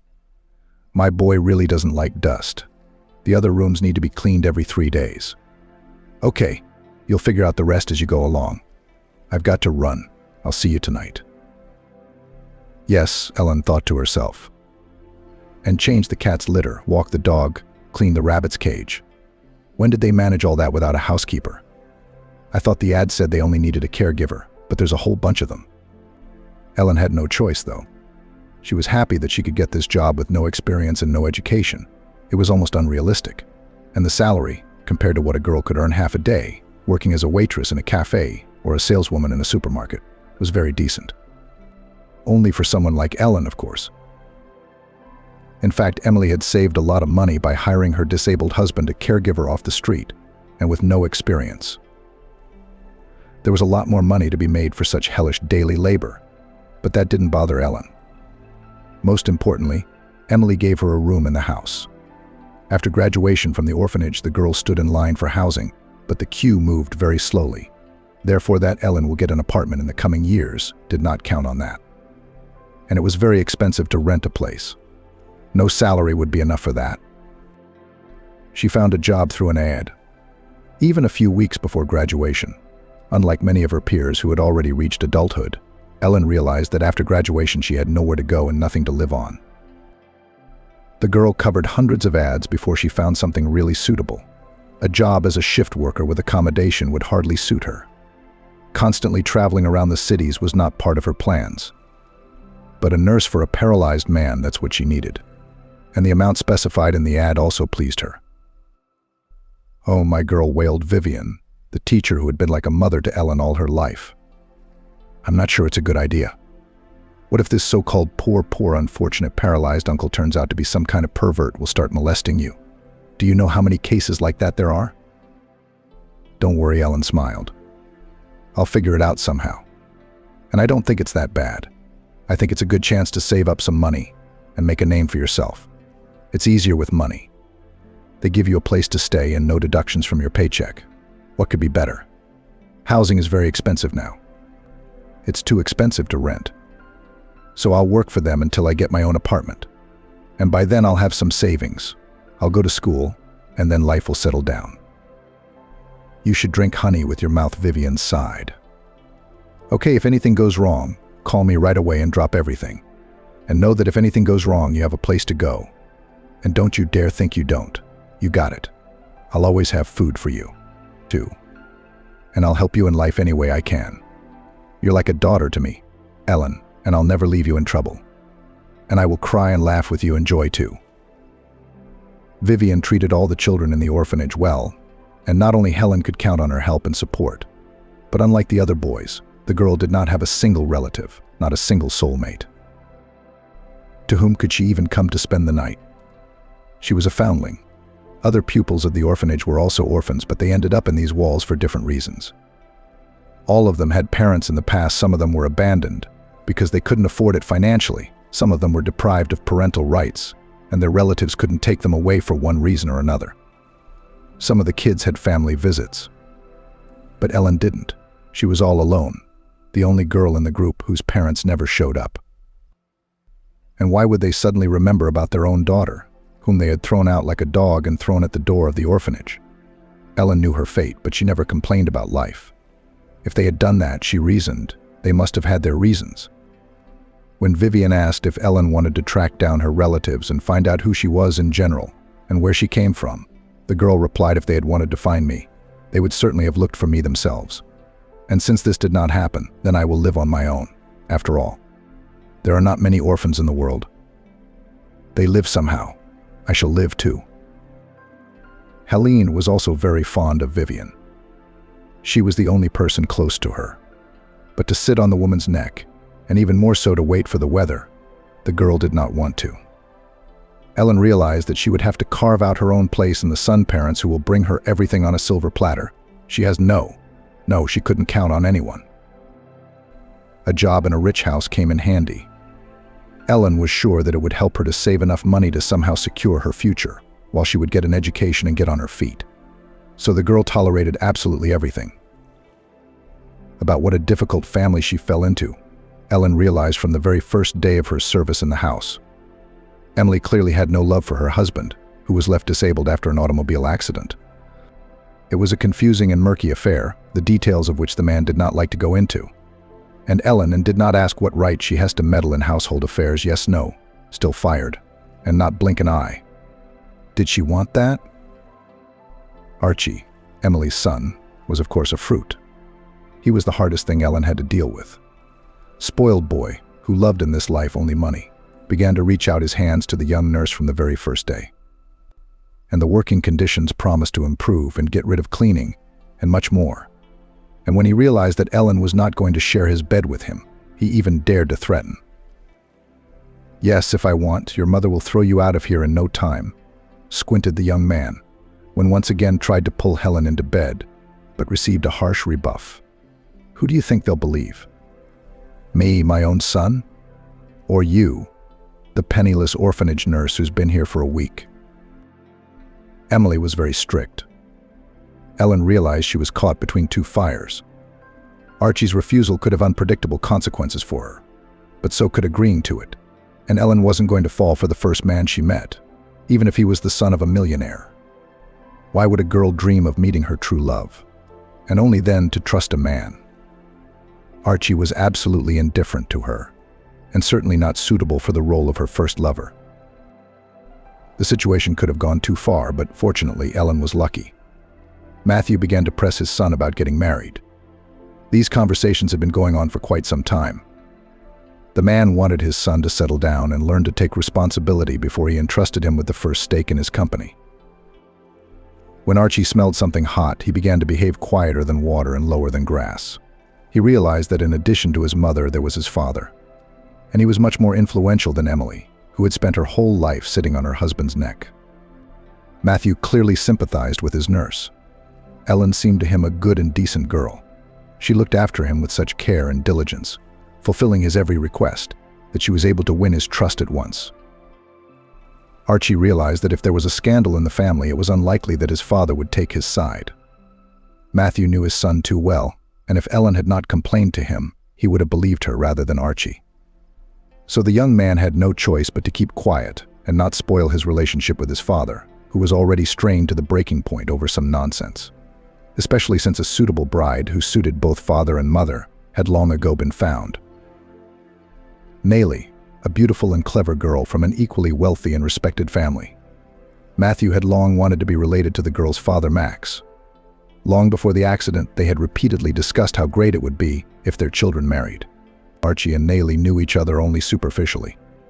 Naturally, there was no question of any feelings between the young people, and how could there be any, if only at the behest of their parents?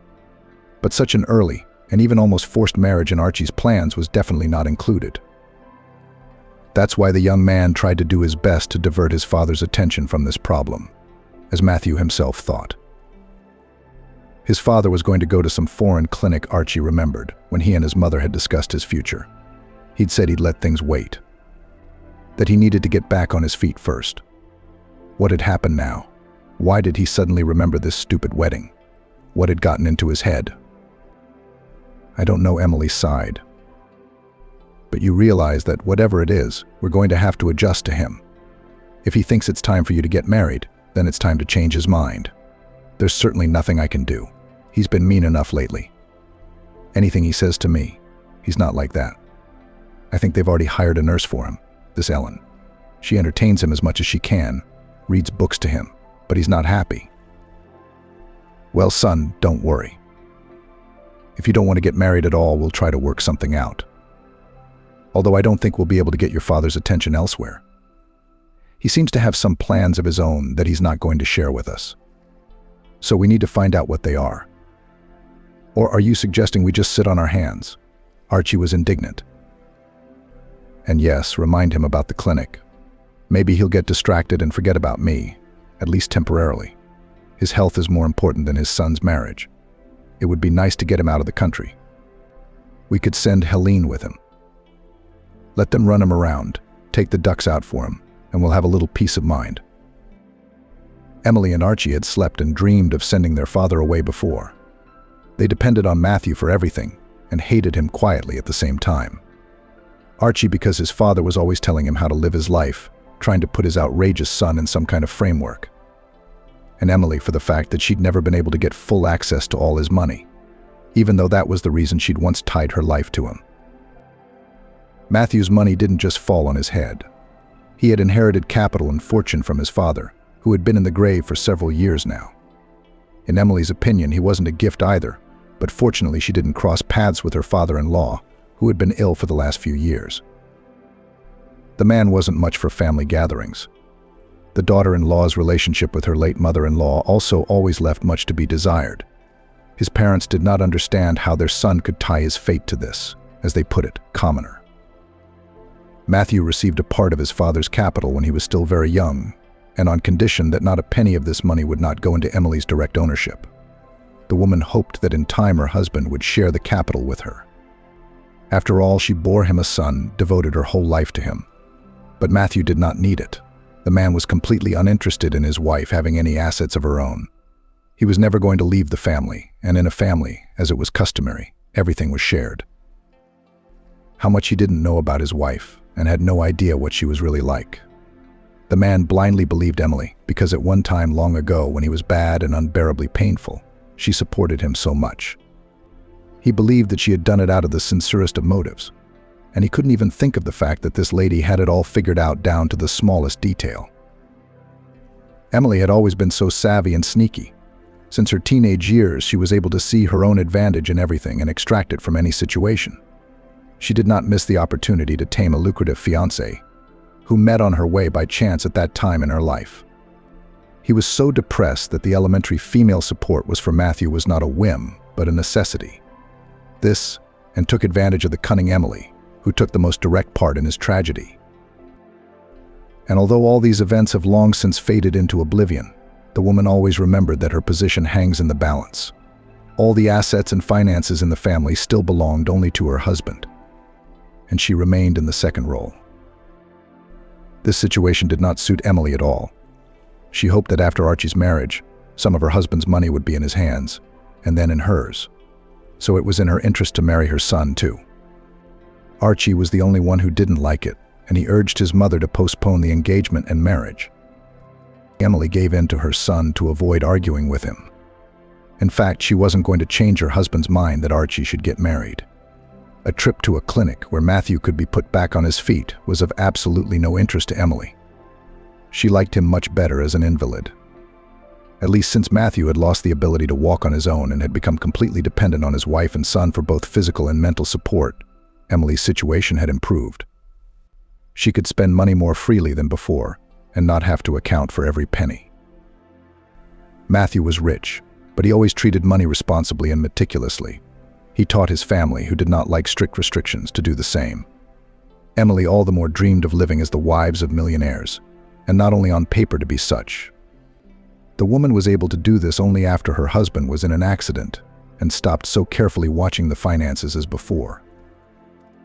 Until then, Emily's life could not be called modest, but for every ruble spent, the woman had to account for it. Her husband did not deny her good clothes, expensive cosmetics, and other pleasures of life. But Emily was terribly annoyed by the fact that Matthew demanded to record all purchases and provide receipts. At such moments, the woman felt like a beggar. It depressed her. And Emily secretly hated her principled husband, who shook over his gold like a miser. Emily didn't have to remind Matthew that he wanted to go to a foreign clinic for treatment. When he summoned his wife for a serious talk to discuss his upcoming engagement and other important matters, he remembered it himself and had already called and talked to several doctors, the man said. Emailed them my scans, test results. One of the clinics is ready to accept me, but I think it would be better to do the operation after Max gets married. I'd hate to miss my son's wedding. Well, Emily sighed, listening to her husband. You know best. How are you feeling? I'm fine. How can I feel? Matthew grinned sadly. It's hard to talk about normal without legs, but in general, yes, I don't have any pain. And you found me a wonderful nurse. She's young, but she's so quick to do anything I want her to do. If I ask, it's done in a split second. It's true what they say, it's not the experience that counts as much as the attitude. Helene is very good. I can't get enough of her. Any other woman in Emily's shoes would have tensed up as she'd heard such flattering words about a young girl who spent more time with her husband than she did. But the woman was perfectly calm. It was possible that Matthew might have had feelings for Ellen, but they were not love feelings, but paternal ones. Emily had no doubt that the girl had told him about her hard fate. She liked to talk about it so much that it seemed to Ellen a special pleasure to share the fact that she was an orphan who had gone through all the hardships of orphanage life. Emily judged everyone from the bell tower of her own experience. Her opinion of Ellen was as biased and unfair as any other person she'd ever met. That was her nature. Nothing could be done about it. In fact, in Ellen's case, it was exactly the opposite. She never exploited her orphanage past, but she didn't see the point in hiding it either. That's why she told about herself openly, as it is, without holding anything back. With her sincerity, she won Matthew, who lacked soulfulness when he was with his wife and son. Neither Emily nor Archie could give Matthew real human warmth, and he understood that. Over the years, his wife had finally turned into a mercantile person who was interested not so much in the financial situation of the family as in her own profit. And the son, under her strict and unrelenting supervision, grew up the most real egoist. Yes, they have always been and will always be his family, and Matthew will never leave them, but not because he doesn't have that option, but because in his worldview, family is sacred. It's something that's once and for all. And Emily and Archie are his wife and son. And they'll be together for the rest of their lives, even though they've had nothing to do with each other but money and a shared roof over their heads for a long time. And the warmth of their hearts. Well, it was good to have Ellen in Matthew's life. The man was genuinely glad of it. She made up for Matthew's lack of human companionship, which his wife and son were simply unable to give him. But the man had no feelings for Ellen other than paternal. He was not the kind of man who fell for young girls. He sincerely felt sorry for the orphan, who had never known neither parental love, nor care, nor support, nor warmth. And he even seriously considered giving her part of his fortune in gratitude for her faithful and loyal service. But nothing more. There could be no relationship between them. And with a wife, a man would hardly be capable of any relationship. Of course, deep down, he sincerely hoped that sooner or later the specialists of the foreign clinic would put him on his feet. But when else would it be? The most important thing for him now was the upcoming engagement. Matthew had already had time to discuss the date of the celebration with Max. All that remained was to send out invitations to the guests and choose a suitable place for the celebration. Emily was nervous. She'd never been so nervous in her life. Archie looked utterly depressed. All his hopes for a better future and a life of peace and quiet had been dashed in an instant when his father had called him in and told him that he and Max had made up their minds. "Couldn't you have talked him out of it?" he asked his mother reproachfully. "You promised." "I didn't promise you anything." Emily snapped at him. She was deeply angered by her son's claims. She realized that the young man had become quite insolent. He had nothing to reproach her for but her. She already did everything she could for Archie. But she wasn't going to do herself any harm, and she wasn't going to let her son bring some available girl into the house, as he'd had plenty in his bed. Emily, like Matthew, was quite happy with Nayli's candidacy. The most important thing was that she was controllable and predictable, just like Archie. The woman wasn't going to give her son any freedom. She dreamed of controlling the man's capital, his hands. And for this, next to Archie had to be a quiet, calm girl who understands nothing about business and does not want to delve into the subtleties and nuances of such a complex case. Nayli was just such a girl. Of course, her father insisted that his daughter received a decent education, but this interest of the girl to study and labor and limited. She dreamed of a large and strong family, of children and a cozy home. Building a career and doing business was not part of her plans. She dreamed that all the responsibility for providing for the family was taken by her husband. And who was she born like that? Max grinned. And she was so docile and obedient. She's grown up, but she's not a bride, but just gold. I'm sure she'll be a good wife to Max. Matthew was sure of that too, except that neither of them had asked Archie, who didn't want to get married. The young man was forced to nod and smile, to pretend that he was happy about the upcoming wedding. Archie realized that his father had taken up the task of arranging his family life and would not leave him so easily. On the whole, he liked Nayli. Not enough to commit his life to her, of course. Truth be told, Archie didn't want to be involved with anyone for a long time. But since his father had chosen this particular girl for him, well, the young man had only to accept it. Once it was decided he would marry her. What can't you do for an inheritance? The engagement took place in a pleasant and friendly atmosphere. Immediately afterward, the preparations for the wedding began in earnest, much of it on the shoulders of Ellen and her driver Vincent. All day long, Ellen spent her time shopping, selecting the decor for the festivities. Emily, Archie, and Matthew couldn't decide where they wanted to celebrate the engagement.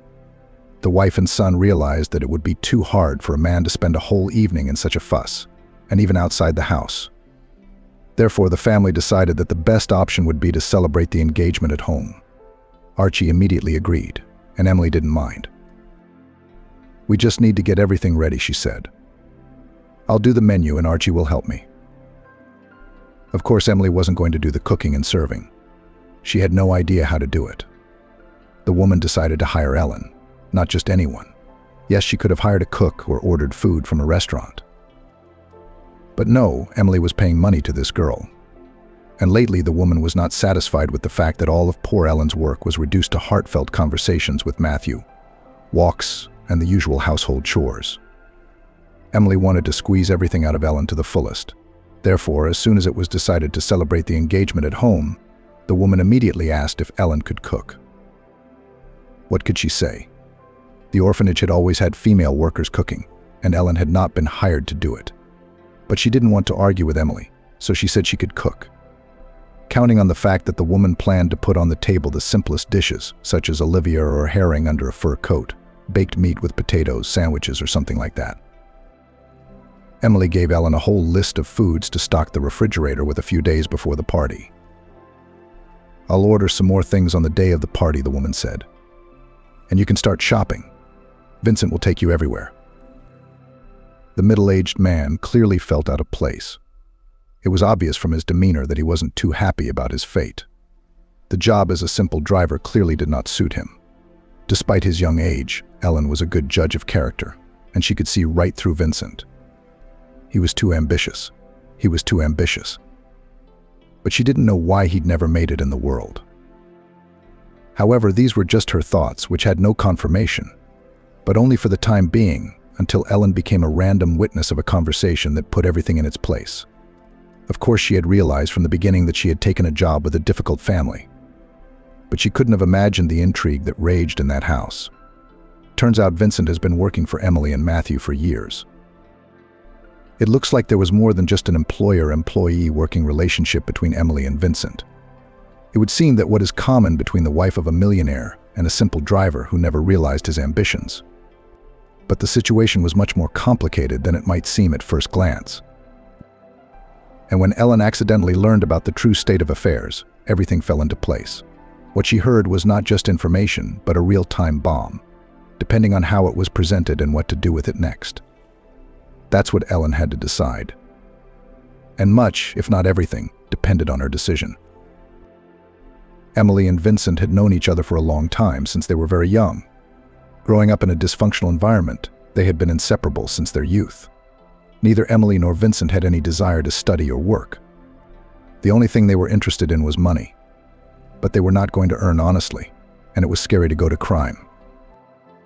For a long time, nothing happened, until everything happened by itself. After graduating from high school, Emily went to medical school. Vincent was very surprised by this choice. He didn't understand why she had spent so many years studying to become a doctor. Emily clearly didn't plan to work. But when Vincent asked her why she was studying and why she was going there, she laughed. "You understand a lot, you fool. It's not the easiest profession, of course, but if I work in a hospital, at least I won't starve. And in general, this business is so useful. Drugs there are all sorts of. Always useful. Maybe I'm not only good as a hospital worker, who knows?" And she was indeed not just a hospital worker. Emily was a master of intrigue. Before graduating from college, she got a job at one of the best hospitals in the city. There she met Matthew, who was then still a very young man. But the tragedy did not bypass him, leaving an indelible trace in his soul. At that moment, he was so in need of support that he was ready to believe the first person he met. Such was Emily, who almost immediately managed to take the place of his tragically departed wife in his heart. Before meeting her, Matthew was already married. That marriage was arranged by his father, but he had always treated Liz with respect and understanding. She wasn't his first love, but he married her anyway because Liz was a girl from their circle. And besides, she loved him. In some ways, they were even similar to Nayli, as she was now. Back then, Liz had dreamed of being a good wife to Matthew and was doing her best to do so. And Matthew had accepted that love. There was nothing else for him to do. Their marriage could be quite happy. Matthew planned to spend the rest of his life with Liz, and she'd gotten pregnant quickly, which pleased her father. The grandchild will be the heir, the man had said then. It was good that Liz had her priorities straight. It's a good thing you two got married. The pregnancy was going well. Matthew was already well on his way to becoming a father. Despite his young age, he was excited that he and Liz would be having a baby very soon. He was sure it was only the firstborn. There would be more to come, as they say. Unlike his father, he wasn't too worried about whether it would be a son or a daughter. Matthew would have been happy with either. He didn't really care. Liz, of course, was eager to give her beloved husband a son. Matthew's father-in-law also dreamed of a grandson, but a girl was to be born, and that was wonderful. But fate turned out to be cruel and unfair to their family. At a certain point, something went wrong. Towards the end of her pregnancy, Liz began to feel worse and worse, often fainted. She had a poor appetite. The young woman could hardly move around. In her 7th month, she went into premature labor. Of course, Matthew immediately took his wife to the hospital, where doctors fought for her life and the life of their little daughter for several hours. What is it?" Matthew exclaimed, grabbing a passing nurse by the sleeve. "Why is the doctor gone so long? Why won't anyone tell me anything? What the hell is going on? What's wrong with my wife and my baby?" The nurse that the young man had so unceremoniously stopped in the hallway was Emily. She did her best to calm down the raging Matthew, who suspected that something was not being told to him. "You see, this is my wife's and my first child," he said, not even noticing how he clung to the nurse's hand and stared into her eyes. "Our first baby girl. She has to come into the world. She has to be okay. There's no other way around it. Tell me. What's going on? What's taking so long? What's wrong with my wife? I need to know." I have a right to know. At this point, Emily herself didn't know what was wrong with Liz. The doctor was literally working her ass off. She had even had to call in another obstetrician for a scheduled delivery, because the woman just couldn't get away from a patient who was on the verge of life and death. You know, Emily said, I can't tell you anything right now, but if you want, we can talk to you for a little while longer. You need to drink some water and calm down. I'll get you some, don't worry. Childbirth is a very complicated and unpredictable process. Things happen. But I'm sure your wife and daughter will be fine, Emily said. You just said yourself that it can't be otherwise. I did, Matthew sighed, already sensing something terrible. His heart was racing, and he couldn't calm down. Even a conversation with the nurse and a glass of ice water didn't help him. In the short time they'd been sitting on the bench outside the hospital rooms, Matthew had told Emily enough to make her realize how wealthy he was. The man kept lamenting that he and his family had a lot of money, and they were willing to give the last of it if nothing could happen to his wife and baby. But it was impossible to save them. Their conversation was interrupted by Amanda, a doctor who came out of the operating room. "Where are you going?" the woman exclaimed indignantly. "What's going on at all? This isn't a psychological service, it's a hospital. Come here quickly. I need your help." "What's going on?" Matthew intervened. "Is something wrong with my wife?" "Sit still and wait," the doctor, who was already nervous, cut him off. "I told you right away that the case is very complicated. Wait, we'll explain everything to you later." At that moment, Matthew was ready to fight. If he hadn't been so well-mannered, he would have clung to the nervous woman and shaken her until she answered him. But he didn't, purely because he was a very intelligent man. Matthew had no choice but to wait. And as it seemed to him at the time, this waiting would last forever. Every second he lived in the unknown was very difficult for him. He could not even imagine that at that very moment, when he was sitting in the corridor and could not find a place for himself, the nurse and the doctor cynically and indifferently decide not only his fate, but also determine the fate of a little premature girl. "Vanessa, but you saw him yourself," Emily reasoned, persuading the doctor, with whom she was on very good terms, and if I may say so, on good terms, to lie to the man. Emily insisted that the woman tell Matthew that it was not only his wife who could not be saved, but his daughter too. This monstrous plan matured in her mind instantly. Of course, Emily couldn't be 100% sure that Matthew would pay any attention to her, and she had a chance of attracting him to her. But she gave herself her word that she would do everything she could to make it happen. "He's just a young man," Emily continued. "And such a tragedy. Yes, if he has any reminder of her, he'll spend the rest of his life wondering what he'll do alone with a child. Please have pity on him. If he buries them both, it'll all be forgotten soon enough. He can rebuild his life. He'll still be fine with another woman." Emily smirked. "Vanessa, what's your interest in all this? Do you have a crush on him or something? It's funny. He's got a wealthy family. He won't even look at you for who you are. Just a nurse." "Who cares?" Emily was outraged. "You're just doing a good deed. What do you care?" "What do you call doing a good deed?" The woman grinned bitterly. "When the father is alive and even so wealthy, to give his daughter to the orphanage. You surprise me too. I'm listening to you and I don't even know whether to cry or laugh." Emily still managed to convince Vanessa to do as she asked. After all, she was partly right, and the woman realized it. That day, a stillborn baby girl had been born to a woman who was planning to give up her baby. She was given to Matthew along with his wife's body.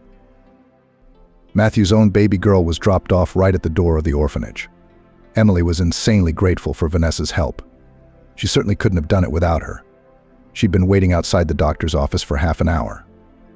Emily knew what condition he'd come out of there in. He'd lose both his wife and his daughter in one day. Who could take that? Emily didn't want to waste a second. This was the perfect moment to take Matthew on, and she was taking advantage of it. Would anyone else in her position have done anything differently? I don't think so. "I know you've been through such a terrible ordeal," Emily wailed as Matthew left the doctor's office. "It's a terrible thing to go through. But I want you to know that you can always count on my support, if there is anything I can do to help you." "No one can help me now," Matthew sighed. "And no one ever will. Please don't say that, Emily whispered, stroking his arm. That afternoon, Matthew asked her to go for a walk. He just couldn't be alone, and his parents' reassurances weren't likely to help him. They needed to somehow support Liz's mother and father, who had lost their only daughter. That was far more important than Matthew's suffering. Emily, as they say, was in the right place at the right time. Matthew didn't neglect her company. Word had gotten around. After the walk, they exchanged phone numbers. Emily asked Matthew's permission to call him occasionally to see how he was doing. She did her best to pretend it was important to her. The fish was hooked, and Emily needed to build on what she had accomplished so quickly. She realized that Matthew was going to be hurting for a long time, and all the while she needed to be there for him so she wouldn't miss the moment when he was ready for something new in his life. After that walk in the park, they continued to call and see each other. Emily supported Matthew, was there for him, and at first didn't demand anything from him. She cautiously, but very persistently went towards her goal. Of course, this was not to Vincent's liking, and he was jealous. He didn't understand why he had to share his beloved with anyone else. Of course, he lamented, "Sooner or later you will marry him and forget all about me. He is rich, and what do you need me for? If I'd known it would end like this, I'd never have gotten involved with you. I'll be alone and you'll be in the black. You bet. How could it be otherwise? It's only in fairy tales." But Emily loved Vincent, him alone. She only wanted Matthew for his own sake. Of course, she was truly sorry that things had turned out the way they had. She sympathized with him. But that sympathy had nothing to do with love, with the passion she'd felt only when she was with Vincent. But he didn't understand that. Vincent was offended that Emily was involved with a rich man who owed his entire fortune to his father. What is he in himself? He reasoned. Yes, he is not a fool, but there are many such not stupid and talented. But not everyone gets such money by birthright. If it wasn't for his father and his capital, he would be nothing at all. Just like everybody else. He'd be working, studying hard, trying to climb some heights. But we don't know if he'd have succeeded or if he'd have missed it all his life. Of course, with a dad like that, it's not hard to achieve something. If I had a father like that, I wouldn't be sitting here either. Vincent's jealousy grew more desperate and aggressive by the day, and there came a point when he grew tired of everything that was going on in his and Emily's lives. It happened soon enough. It hadn't even been a few months since Emily had started dating Matthew. She'd taken advantage of the fact that he needed the support he'd been needing since his wife's funeral, and hadn't been embarrassed by the fact that the earth hadn't settled on his grave since then, and climbed into bed with him. Vincent couldn't take it anymore, though Emily sincerely didn't understand his resentment. "How do you envision us living together?" She wondered when Vincent had flared up after he'd learned of their intimacy. "Am I going to lie on the other side of the bed and look at him? Is that it?" But no, of course not. That's impossible. "Come on, calm down. It's no big deal. You and I are going to be rich soon. How can I compare to that fool? A part of his fortune, and we'll be fine." But Vincent didn't want to wait for that. He decided to break up with Emily and erase from his life and memory everything that was connected with her. When she heard about it, she only grinned. "Well, and live on in poverty," she said wryly. "Such a smart and proven as me you will find. You fool. I have developed such a plan and almost realized it. And you decided to get away at the most interesting place. Well, as they say, flag in your hands, a drum around your neck, and a fair wind I won't keep you." A few weeks after they broke up, Emily found out she was expecting a baby. The news came in handy. By that time, Matthew, who realized that he could not be alone, was almost to the point where he could propose to Emily. Even his parents' protest couldn't sway him. Of course, his father was ashamed of his son for not even being able to mourn his late wife for a year. But at the same time, he realized that, quite possibly, it would be better for his son faster the deep soul wound would heal, the pain would subside, he would feel better, and he would be able to start living again. Of course, the man was not thrilled with Emily and gave Matthew a strict condition that all assets and finances that are in his possession and will be transferred to him in the future will not become jointly acquired property. At that moment, Matthew was least interested in that. He didn't know where to escape the terrible grief that haunted him both day and night. When he married Liz, his father was just beginning to bring him up to speed on his affairs. Matthew had almost no capital rights, but a son was soon to be born. It was a trump card Emily planned to use to her advantage.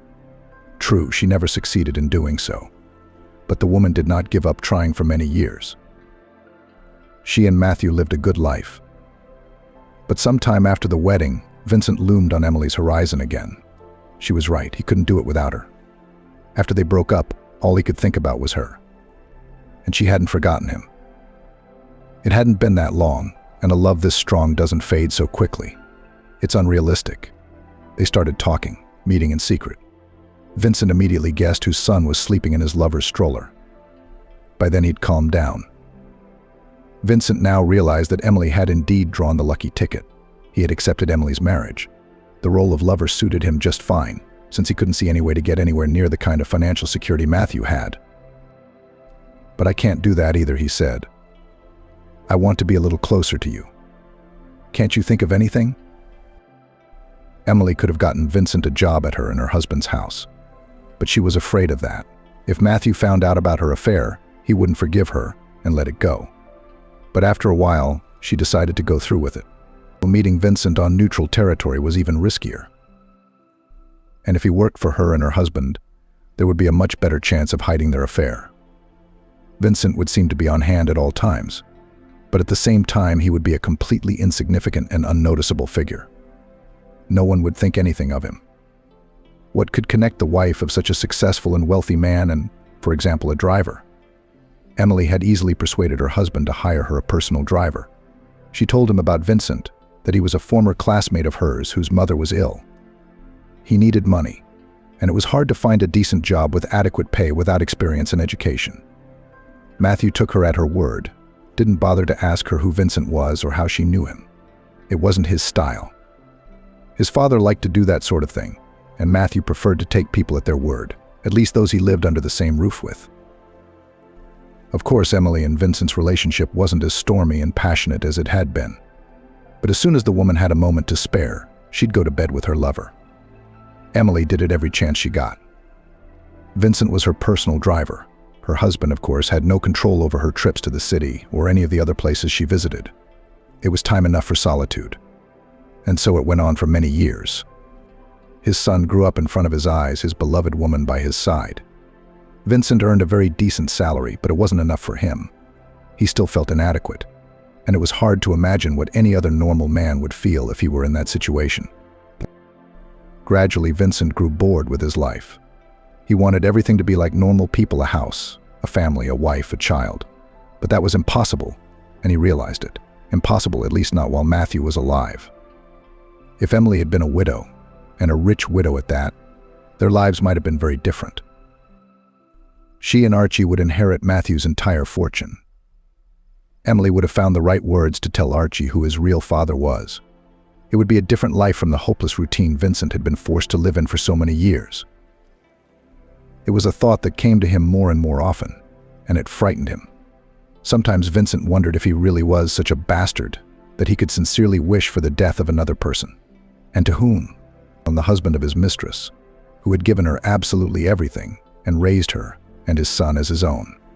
It was creepy and unthinkable, but ideas never just went out of Vincent's head. He wasn't the kind of man to give up easily.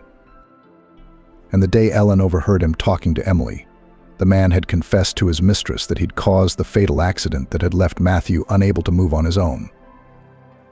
At first, the lovers began to fight. Vincent once again rebuked Emily.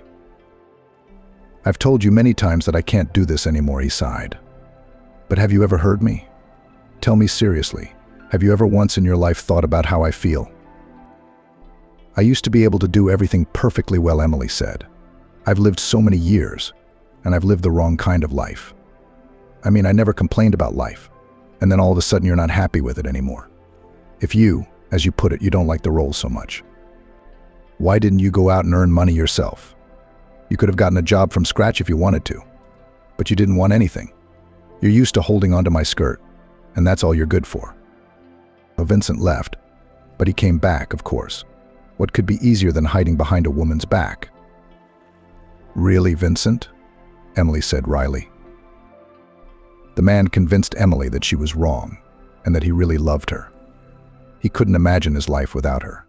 She pretended to believe it, realizing that she and he were bound together for the rest of their lives by a thin, invisible thread of secrecy that Matthew could never know. They talked and talked, arguing, discussing the future. Until Vincent accidentally blurted it out. He didn't even realize how it happened. But when he saw the frightened eyes of his beloved, he realized that he had said too much. But it was too late to change anything. "What do you mean?" Emily asked warily when Vincent exclaimed that he'd already tried to help her, but it hadn't worked. "What kind of help are we talking about? What have you done? What have you done that I don't know about?" The man hesitated. "It's just something I said. I meant. Well, anyway, it doesn't matter. I love you very much, and I hope that after Archie's wedding we can finally be free. You can't imagine how much I'm looking forward to it and how much I want it. I'm counting the days until then." But Emily wasn't satisfied with Vincent's excuses. She guessed what he'd almost blurted out. And that was it. She thought as she replayed the terrible day her husband had almost died. Matthew's car had broken down and he had to get to a business meeting. Except Vincent wasn't around at the time. He told Emily that he was going away on some business and wouldn't be back until later that evening. She asked why he wasn't taking the car, to which the man replied that he didn't want to stand in traffic. Emily didn't think much of it at the time. Vincent said that he supposedly wanted to prepare her some kind of surprise, and after everything that had happened, it didn't matter. And the little details of that day, which she'd been able to put together so quickly and easily, had slipped her mind. Matthew had no choice but to use the automobile, in which his wife usually traveled with the driver. "What about you?" he asked then. "Or are you not going out tonight?" "I'll stay home," Emily smiled. "You go. It's okay if I need to go somewhere in a hurry. I'll call a cab." "I don't think so." The man never made it to his destination. 2 hours later, Emily heard the alarmed voice of the doctor on duty. Matthew had lost control of his car and had been in a terrible accident. He was near death, underwent several surgeries, but could not get back on his feet. Doctors promise that in time the situation will change. But we don't know how long we'll have to wait. "How did you set all this up?" Emily whispered, remembering Vincent's words. "Of course I did. Why wouldn't Matthew be able to control the car? He'd always been a great driver, never had a chauffeur." Emily was seething with rage, but not so much because of the fact that her lover had almost sent her husband to the grave, but because of the realization that she could have been in that car on that fateful day. "What were you thinking?" She was outraged. "What if I had crashed? What if Archie had? I can't even imagine what might have happened if something had gone wrong. Vincent, how could you? What was going through your head at that moment?" Vincent didn't expect it to be so stupid. He had no idea he'd turn himself in and do it in such a ridiculous way. He couldn't understand what was going on, and Emily couldn't understand how he'd ever come up with such a monstrous idea. After a few moments of silence, Vincent began to justify himself. He said that he'd disabled Matthew's car on purpose, just as he had ruined his own car. No one else but he would have driven the car that day that was going to crash. He'd calculated everything, thought it all through to the smallest detail. Vincent was good with cars, and he was sure that even with careful inspection it was impossible to see anything. He was right about that. Everything had been done and set up so finely that there was no doubt in anyone's mind that it had been an accident. But how could he have taken such a risk? Emily couldn't figure it out. After that, she didn't know how she was going to communicate with Vincent. She was scared. "I've told you more than once that I can't do this anymore," Vincent continued. "And I really don't understand why you're making that face right now. Like it's all my fault. It's just as much your fault for what happened. Do you think it's easy for him to watch him lock himself in the bedroom with you all these years, to listen to him lecture my son, who could have been raised by me, and do it the way I see fit? I remember you married him for a purpose, but you never got anywhere. So what is it? You've lived with him all these years for nothing." Emily sighed. She couldn't get this conversation out of her head. She hadn't even realized that Ellen had accidentally witnessed the conversation. The girl herself was at a complete loss. She didn't know what to do next. Should she tell Matthew? She asked herself. What would I tell him? Ellen pondered. That she had overheard his wife and her driver talking? That she'd been cheating on him for years? And in general, that she never had any love for him, and she married him only for money? What if he doesn't believe her? And if Emily played him for a fool, he would make excuses for her, and I would be blamed for all my sins. Ellen's mind was full of questions she didn't know the answers to. She needed advice, so she decided to call Vivian. "Oh, what's going on there?" the woman sighed, having listened to her ward. "And I told you right away not to go to work there. Are you afraid? And you didn't listen to me. The rich have their own quirks. But I feel sorry for the man, of course. And his wife is a rare scoundrel. You'd be hard-pressed to find one. And his lover's no better either. But in your case, as they say, it's a two-way street, and you don't know what to do. I don't think that Matthew is such a fool that after all these years he hasn't realized with whom he lives under the same roof. The other thing is, she's his wife. And if he hasn't left her by now, he won't. But to forgive someone like that, of course, you have to try. I would never forgive. I mean, you have to do that your whole life. She cheats on him, brought her lover into the house, and almost in the marital bedroom with him, is having an affair. I'm afraid that he'll find some excuse for it," said Helen. "And I'll be thrown out of the house. What would I do then? Where else am I going to get a job like that? She barely let me go today, saying that we were in the middle of wedding preparations. And you were wandering around. She's all over me, you witch." "Have we ever seen the like?" Vivian said slowly. "I've been thinking about this for a while. You should tell him about the conversation you overheard. Anyway, he has every right to know that his wife has a lover. And not just any lover, but a brazen scoundrel who's made a pass at him with his own money. What if he and Emily are up to something else? She's not living with Matthew for love. How many years has she been counting on his money? A lot. Exactly. What if she does listen to her fool Vincent and decides to poison her husband or worse? Well, it couldn't be worse. But who knows, if anything happens to him, you won't forgive yourself for not telling him. You never know what you can expect from them. They're evil and unpredictable, greedy people. They'll do anything to get what they want. You know that yourself. I can see that you think the same way I do. So do it. What's stopping you? I know you're a good girl, and no job, no money is worth a human life to you. You're honest and fair, and I think you should do the right thing in this situation." Ellen was sure of that too, but she was still very scared. Such a serious and extremely unpleasant conversation, and practically on the eve of the engagement. She realized that Matthew would be very upset, and the upcoming celebration would probably have to be canceled. A huge scandal would erupt in the family, the outcome of which was unknown. It was unlikely, of course, that Matthew would decide to divorce, but it was still a long shot. Ellen did not yet know that Matthew had lost his daughter at Emily's mercy. She and Vincent had not broached the subject. It was only about Archie and the accident Vincent had caused. But as you know, all secrets come out sooner or later, especially when they come out at the most unexpected moment. Not having time to recover from one shock, Matthew was forced to face another. The man took Ellen's story seriously. She thought that the reaction would be completely different, more calm and restrained. After all, Matthew was not used to showing his emotions to a stranger, but he trusted Ellen, so he couldn't help himself. He said everything that was on his mind at that moment. But most importantly, he believed her. He didn't blame her for eavesdropping or spreading gossip. That was very important to Ellen. She didn't know what she would have done if the man had dismissed her story and started making excuses for his wife. She'd probably fall through the ground. She would run away from the Lord's house and never return.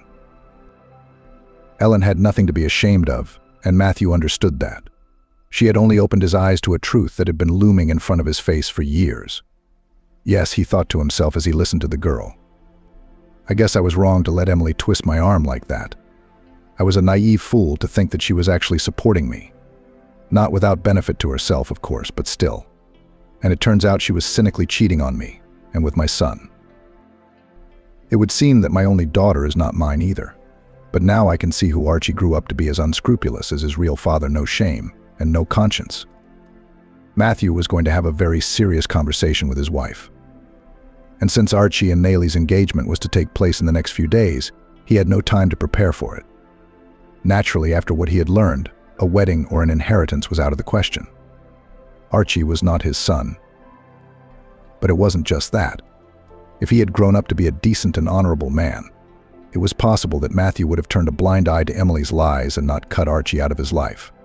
But the young man was what they called a worthy heir to his biological father. And that made Matthew very sad.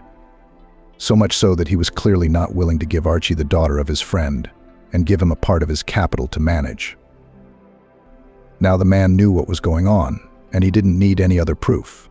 Ellen's casual conversation had been more than enough. At first, Emily pretended not to understand what it was about. She was in shock. She hadn't expected things to turn out this way. She couldn't figure out how he knew everything. Who else but Vincent could have told him the truth? Emily couldn't believe her lover was stupid enough to set himself up like that. It didn't make sense to her. She denied it. But Matthew kept insisting. And when he suggested Emily take a DNA test, she realized there was no point in denying it. And there was no point in wasting time going to labs, especially since the results are known in advance. "I'm glad you've stopped denying the obvious," Matthew said. "I thought you were going to continue to deny the obvious even after I asked you to take the test. It's a good thing you realized that it was useless. You wouldn't have been able to fake the test anyway. I wouldn't have let it happen. Just answer me one question, Emily. Why did you do this to me? Why did you lie to me for so many years? Why did I deserve to be treated like this? It's not like I've done anything wrong to you." She didn't know what to say to her husband. She didn't expect it to turn out this way. Of course, the main truth hadn't been revealed. But at that moment, when Matthew was speaking frankly and honestly with his wife, it occurred to him that their meeting at the hospital had not been a coincidence. He'd never before imagined that he would suspect Emily of anything. It had seemed to him that they had quite a happy and prosperous marriage and would live together all their lives. But he'd been wrong. And now he had to correct that mistake. Of course, the man very much did not want to stir up a scandal and give cause for gossip. But he had absolutely no desire to continue living with Emily under the same roof. She hoped that her husband was mad and the situation would work itself out. But Matthew was adamant. "Of course, I won't leave you or Archie on the street after the divorce," he said meaningfully. "But the maintenance will be more than modest. And that's assuming I don't hear any other shocking news about you. It would be better if you told me everything yourself, right now. If you've done something else that is directly related to me and concerns me directly, then you'd better tell me yourself. I'll find out anyway." Emily didn't realize what her husband was implying. She had no idea what he was up to. Matthew decided to go to the end and find out in great detail what had happened in the maternity hospital many years ago. "You're out of your mind," exclaimed the private detective he had hired when the man told him his task. Matthew didn't want to contact his security service. After everything he had learned, he had decided to completely change his environment, including all his employees, including the guards and other people working for him. The man no longer had trust in anyone, especially those who had any contact with Emily. In other words, everyone who had surrounded him over the past few years. "I need to know the truth," Matthew sighed. "But I need to know the truth, you know. It's a matter of the utmost importance to me. I have a suspicion that they gave me the corpse of a completely different girl, not my daughter. Yes, she looked like my daughter, but all babies look alike. I'd really like to find out, you understand. I'll pay you well." "I hope that at least you do not plan to tear up the grave," said the private detective. "Well, you're exaggerating," the man replied. "It's already some extremes, and it is, of course, excluded. I just want to know what happened at the maternity hospital. I think I have the right to do so, and after all, I am paying you money. So just please do what I'm asking you to do. No questions asked." You know what the private investigator thought to himself, but he didn't refuse the job, which was not surprising.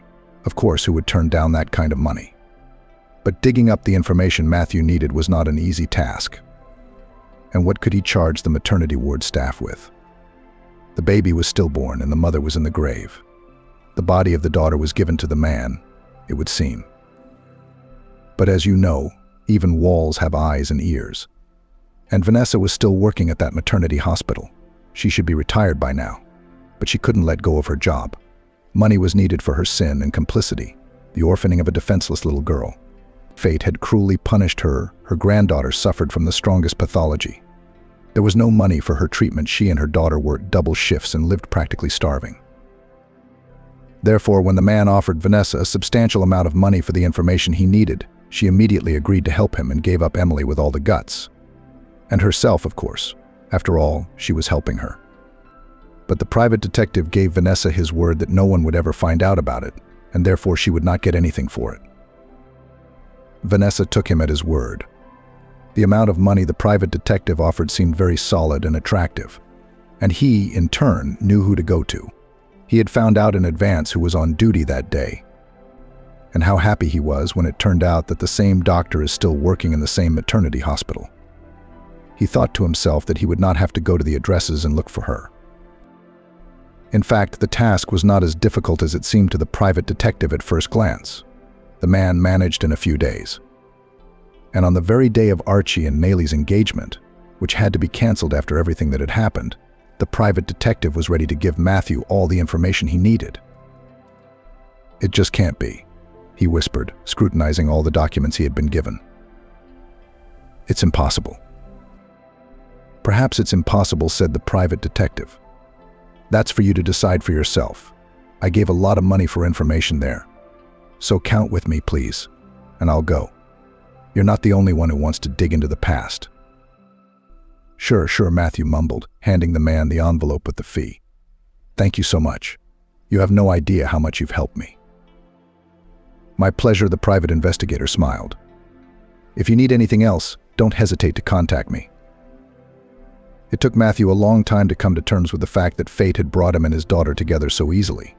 He wished he'd thought of it sooner, blindly believing Emily and not even thinking about what a snake on his chest. God, how guilty I am in front of her. He pondered to himself. How guilty am I before my girl, who, because of my stupidity and gullibility, spent all her conscious life in an orphanage. But nothing. I will surely make it up to her, repent before her, and she will forgive me. I'm sure of it. She has a good heart. I know that for a fact. Things will work out. Naturally, after all Matthew had learned about his daughter, any maintenance for Emily and Max was out of the question. It was a gesture of his goodwill, but his wife's act was beyond good and evil.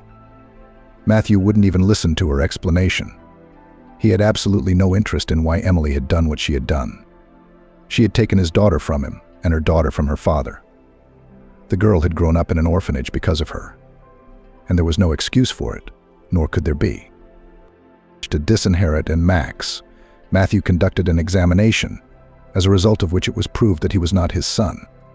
After that, the man immediately made a new will. Of course, all friends and business partners were shocked by what was happening. They could not imagine what was going on in Matthew's family. Everything was so orderly and honorable. And then this came out. A lot of people sympathized with him.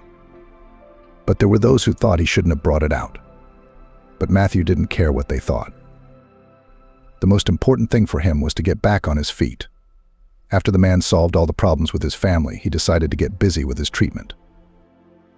"Daddy, I'll go with you," Ellen said when Matthew had made arrangements with the clinic abroad. "If you don't mind, I'll take care of you." She was happy to have found her father and to know who her parents were, that she had a family. Not every orphanage is so lucky. Ellen was lucky. She listened with interest to Matthew's stories about her mother, whom he himself knew very little about. Ellen immediately went to her grave and to the girl who had been buried in her place. And who would have thought that behind your birth there was such horror? Vivian sighed when Ellen told her all about it. What kind of an infestation could do such a thing? There are no words. And all for what? Money. People like that, Emily, they've ruined your life and your father's. He was lucky enough to get involved with her, and her son's just like her. As they say, the apple doesn't fall far from the tree. That's exactly what their family is like. Nothing sacred. Ellen didn't feel she had the right to judge Emily. She did what she thought was right and proper. Of course, a highly moral and spiritually evolved person wouldn't do such a thing, but she never was. Max can still have his own life and future, if he, of course, dares to separate from his mother and not take an example not from her, but from his own father. He is just a promiscuous major who used to cling to his mother's skirt and live on everything ready-made. But sooner or later life will definitely correct this. It just takes time for him to realize everything. Ellen was sure of that. But Matthew doubted very much that Max, who had been raised by Emily and inherited not only her deceit and duplicity but also Vincent's, would ever be a normal person. But he was wrong.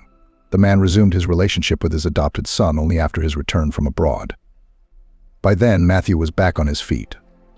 The doctors were able to correct the severe consequences of Vincent's accident. Max was impressed by the fact that his own father had organized this terrible tragedy. At first, he couldn't even believe it. Yes, the young man was greedy, lazy and very greedy for money peculiarities of upbringing. But to make an attempt on a man's life, such a thing did not fit in his head. He thought for a long time about everything that had happened and came to the conclusion that his mother had done a wrong and unacceptable act. He'd always thought of Matthew as his father. The young man didn't need a father like Vincent. Emily took her son's position in stride. There was a serious rift between Emily and Max. For the first time in many years, the woman was sure that her son will always be on her side. Max's desire to resume relations with her husband, who left her, Emily perceived as a betrayal. However, at that moment, Max was not up to it. He decided to start life with a clean slate to get a job, rent an apartment, and separate from his mother. Now, no one could impose their will on him, tell him what to do, and control his fate. From now on, he was his own master. And this sense of dignity and complete, unrestricted independence was the best thing he had ever experienced in his life. After much persuasion from Helen, Matthew finally agreed to forgive Max and maintain relations with him. Although initially the man was reluctant to do so, he did not understand why his daughter so defends and protects the man who once behaved with her impermissibly. And Helene rejoiced, quite sincerely rejoiced, that Max had changed for the better. At certain moments she even caught herself thinking that she liked him. And why not? She reasoned to herself, he's not my brother, we're not related. We have different fathers and mothers. And he's a good guy, really changed and became a decent man. When they got married, Emily, who was not even invited to the wedding, thought that her son did it on purpose. Sometime after the wedding, the woman sprung Max on the street and praised him for how smart and thoughtful he was, and also hinted at the fact that it would not hurt to share the money with Mom and Dad, who need it so much. The woman has not communicated with her son for so long that she did not know about the fact that Max began to build his own business separately from Matthew. Not without his financial help, of course. But he was working really hard. Maxim was working his ass off for the future, for his family, for the children that would soon be born. He was sure of that. But the young man was finally disappointed in his mother, who never understood anything. However, it was not so important. He saw no point in explaining to her the simple truths that can be understood only by feeling them on his own skin. It had happened to him, which Max was very happy about. He considered the realization, recognition and correction of his mistakes to be the most important event in his life. But that doesn't happen to everyone. And Emily was one of those to whom realization never came. She lived with Vincent, angry at her ex-husband and son, whom she considered traitors, but never realized how wrong she'd been. She didn't feel any guilt for what she'd done, nor did Vincent. The only thing he was worried about was that Matthew wouldn't reopen the investigation and put him behind bars. Of course, the man wasn't going to do that. He got to his feet and forgot everything that had happened to him. As a terrible dream, he crossed out of his life in memory Emily, who took away his only daughter, because of whom he almost once and for all lost Max, whom for many years he considered his son.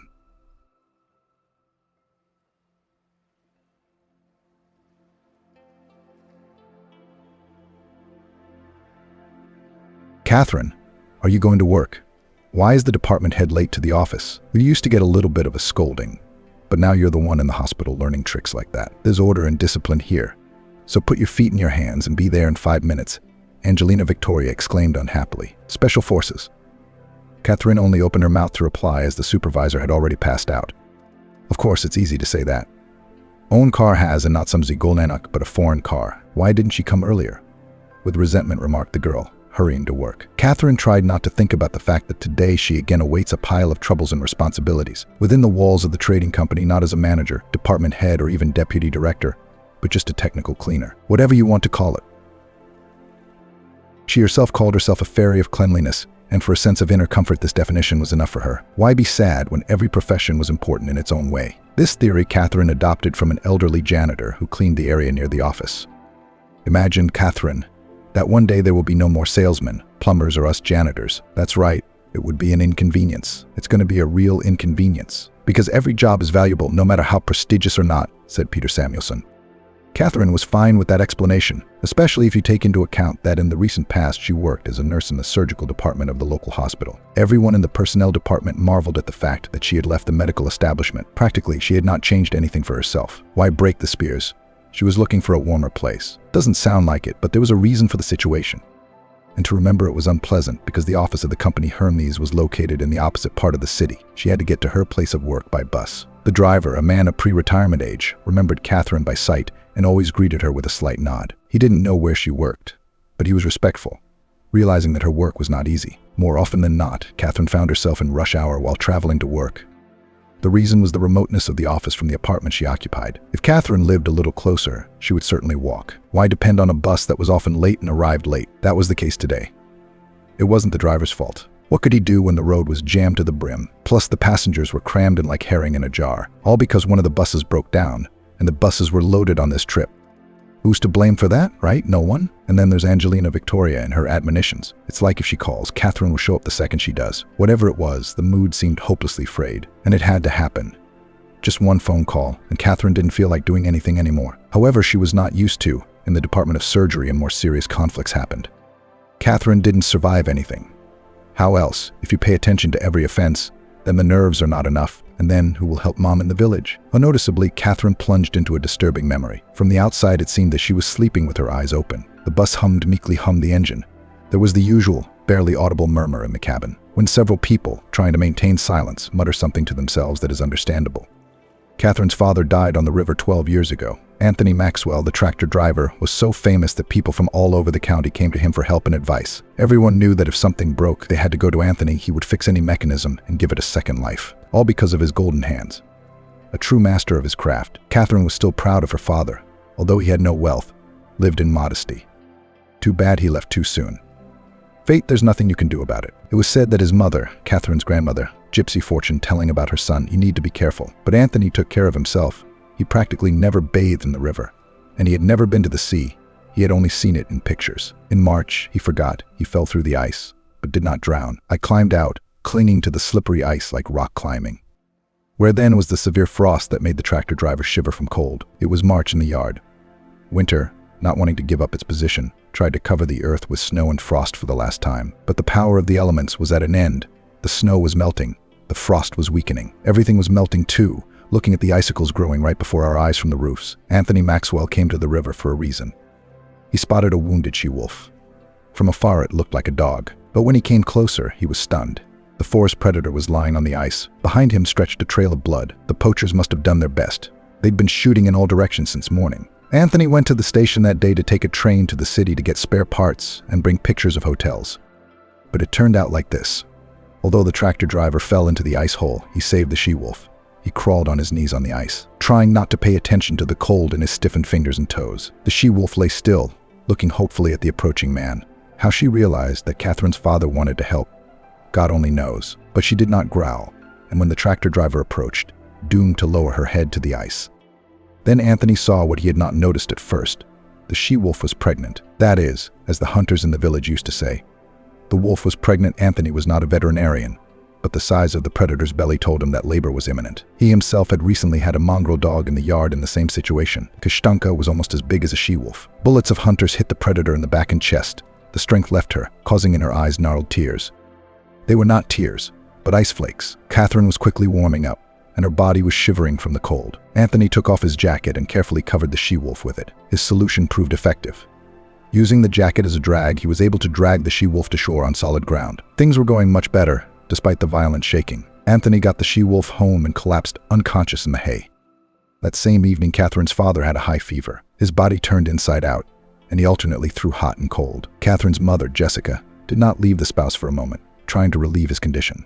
But all proved futile. Even a paramedic who arrived from the neighborhood by noon the next day did not help. Bilateral pneumonia is not always cured in a hospital. In the village, with its spring thaw and other factors, the situation only worsened. No, The doctor fought for Anthony's life to the end. He even requested a helicopter to transport the patient to the region. But the old gypsy woman's prophecy had come true exactly as she had predicted. Anthony should have been afraid of water, and he was. But he couldn't cheat fate. The picture is forever etched in his memory.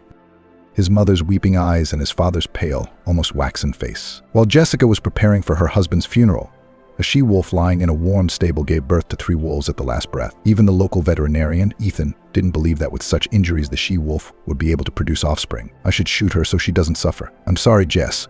Euthanasia is the only thing I can suggest, but Catherine's mother changed dramatically in her face, raising her crying eyes to the specialist. No, let her live and fight to the end. My Anthony laid down his life for her, so let her prove that it was not in vain. The vet only shook his head. What could he say? Of course, it's obvious to a hedgehog, but the she-wolf surprised everyone. She gave birth to 3 big babies. She chewed the umbilical cord and climbed in, but she wasn't strong enough for more. Died of heart failure, pulling her life out like a string in a last-ditch effort, despite 4 gunshot wounds in her body. Almost a verdict. You don't live long with that kind of thing. Seeing the gray babies shivering from the cold, Jessica wrapped them in a warm-down jacket and a scarf and thought, what am I going to do next? I've got to get ready for my husband's funeral. And then there's this worry. What if I put them on kashtanka? Only one of her 4 pups survived, and she has plenty of milk. She's got a swollen udder. Maybe she won't chase them away. The babies are from a different tribe, from the free forest, Jessica thought, and went to the booth where the dog had made her nest, but not in the open air. She has babies to eat. And the box is warm, good. Anthony covered it with felt on both sides, made a roof from the remains of slate, a real home for immigrants. Jessica let Kashtanka sniff the wolves, watching carefully to see if the dog would be aggressive. But her fears were in vain. Maternal instinct at all times works wonders, and the dog could easily feed the cubs of his eternal enemies. And understandably, the cubs are gray or white, growl or yap. What's the difference? When the maternal soul is happy, squeak little mouths, and there is no greater reward for her than to give life to these tiny gray lumps with an exorbitant appetite. Since after the death of her husband, Jessica became seriously ill, Catherine looked after the wolf cubs. Jessica was happy to meet her mistress, trying to lick her from head to toe. She was also proud to show her 3 foster mice, who kept to themselves. They collapsed amusingly, obeying their inner animal instinct. Many advised Jessica to get rid of the wolves, say, take them to the forest or leave them under the nearest bush. Nature itself will figure out what to do next, and to keep predators at home is dangerous, extremely ungrateful. Jessica hesitated for a moment, but Catherine then managed to change the situation for the better. Mommy, let them live a little longer. They're just babies. I named them Warchik, Ethan, and Anthony. Can you imagine? They're just like dogs, only they don't wag their tails. Jessica smiled. Well, let them live a little longer. Their father laid down his life for them. It was the right thing to do, at least for the time being. Since then, the wolf cubs boldly began to live on the Maxwell's farm. Kashtanka, forgetting that the wolves are adopted, only marveled. Why are the pups so gray? The father was light-colored, but they were exactly the same color as the bride, light brown. Time passed without a trace. The lizards were growing fast and strong. However, it was not surprising. All 3 were males, the pride of their breed. But in the 2nd year, when the wolves grew up, they began to howl at night, so Catherine had to let them go free. Go, my darlings, into the woods. Be smart and don't fall into traps. And also be afraid of people. Not everyone is as kind as my father. When the wolves felt free, they sniffed the air with their noses and rushed toward the nearest thicket. Catherine was a little offended, as if she had caged them. But after running a few meters, the wolves turned around and gave their mistress a long farewell look. The most interesting thing was that the wolves did come. However, they tried to do it in the evening or at night. It is dangerous during the day, and poachers are not slumbering. They are just waiting for a portion of shot to be measured. And for some unknown reason, wolves came to the old cemetery. They don't keep caretakers in such places. It's scary. And who is there to watch over? Warchik grumbled. Ethan always sniffed at the grave of the late Anthony Maxwell and stared at the modest monument, erected with the money Jessica had saved. Whether they knew they were coming to see their savior or not, it was hard to say. They were wild animals, after all. You'd never know what was on their minds. The villagers repeatedly told Catherine that they had seen wolves in the cemetery, but she didn't believe the rumors. And then she went to the city to try her hand in the metropolis. In truth, the girl's departure seemed more like a flight, and her mother had good reason to think so. Greg Morrow, the son of a local farmer, was to blame. When he saw a pretty girl, he immediately sent matchmakers to her mother. But Catherine refused. Too fickle was Greg, and also too often allowed himself to get drunk, not the kind of groom she dreamed of. What can I say? Her late father, if he drank, he did it only on holidays, and then in moderation. And here he was so young and already an alcoholic. Politely refusing Greg, Catherine thought that would be the end of the matter, but it wasn't. Farmer's son began to pursue her at every turn, literally. Goes Catherine to the river. Greg will somehow go there. To the post office he follows. Greg is already waiting at the front door. When annoying courtship did not help, the farmer's son turned to threats. Don't let your happiness slip away. I've got 5 local beauties in my sights. You're working, you're looking, but you're still looking. Except for my farm, no one here will offer you anything good. And if you're more cooperative, I'll put you on a poultry farm. Or a milkmaid. You'll get a percentage of the milk yield. You'll have money. But if you keep resisting, you can forget about work. And not only for yourself, but for your mother as well. Catherine's outrage took her breath away. Are you threatening me, Greg? But understand I don't love you. You said it yourself, handsome as can be. Well, God help you. What's that got to do with me? Greg grinned wryly and shook his head. He walked away.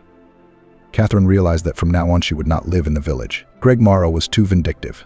She remembered him from school. If he didn't like his teacher, he would put the button on the chair or wave the chalk behind his back. The principal would call his father. And Farmer Morrow would start throwing money at him. Here's money for repairs. Here's money for new curtains. I had to put up with Greg. What could he do when his father was king and god in the neighborhood? Jessica took the news of her daughter's departure calmly. After all, a man is an adult and makes his own choices. You just be careful, daughter. But in the city, everything is complicated. It's not like ours. I sewed a secret pocket in your coat to keep your money in. I've been saving a little from every paycheck for the wedding. It's all right. There'll be a holiday on your street too. After the words of his mother, in the eyes of Catherine glistened tears. After the death of his father, they almost did not talk to each other, and now again became so close as in her distant childhood. That evening, mother and daughter sat up late, talking about everything and remembering the past. And in the morning, Catherine sat in the train and, breathing a farewell breath of fresh air, went to meet a new life in the big city. Megapolis met the guest from the province unkindly and reminded the alarmed swarm. Find a job was not as easy as Catherine imagined. There are no positions available. We need female employees with experience. Where's your employment history was all she heard as she walked around the place. At one point, she even wanted to go waitressing in a restaurant, when by chance she met Mary Frederica, who worked as head nurse at the first city hospital. By some elusive instinct, the kind-hearted woman immediately recognized in Catherine a newcomer.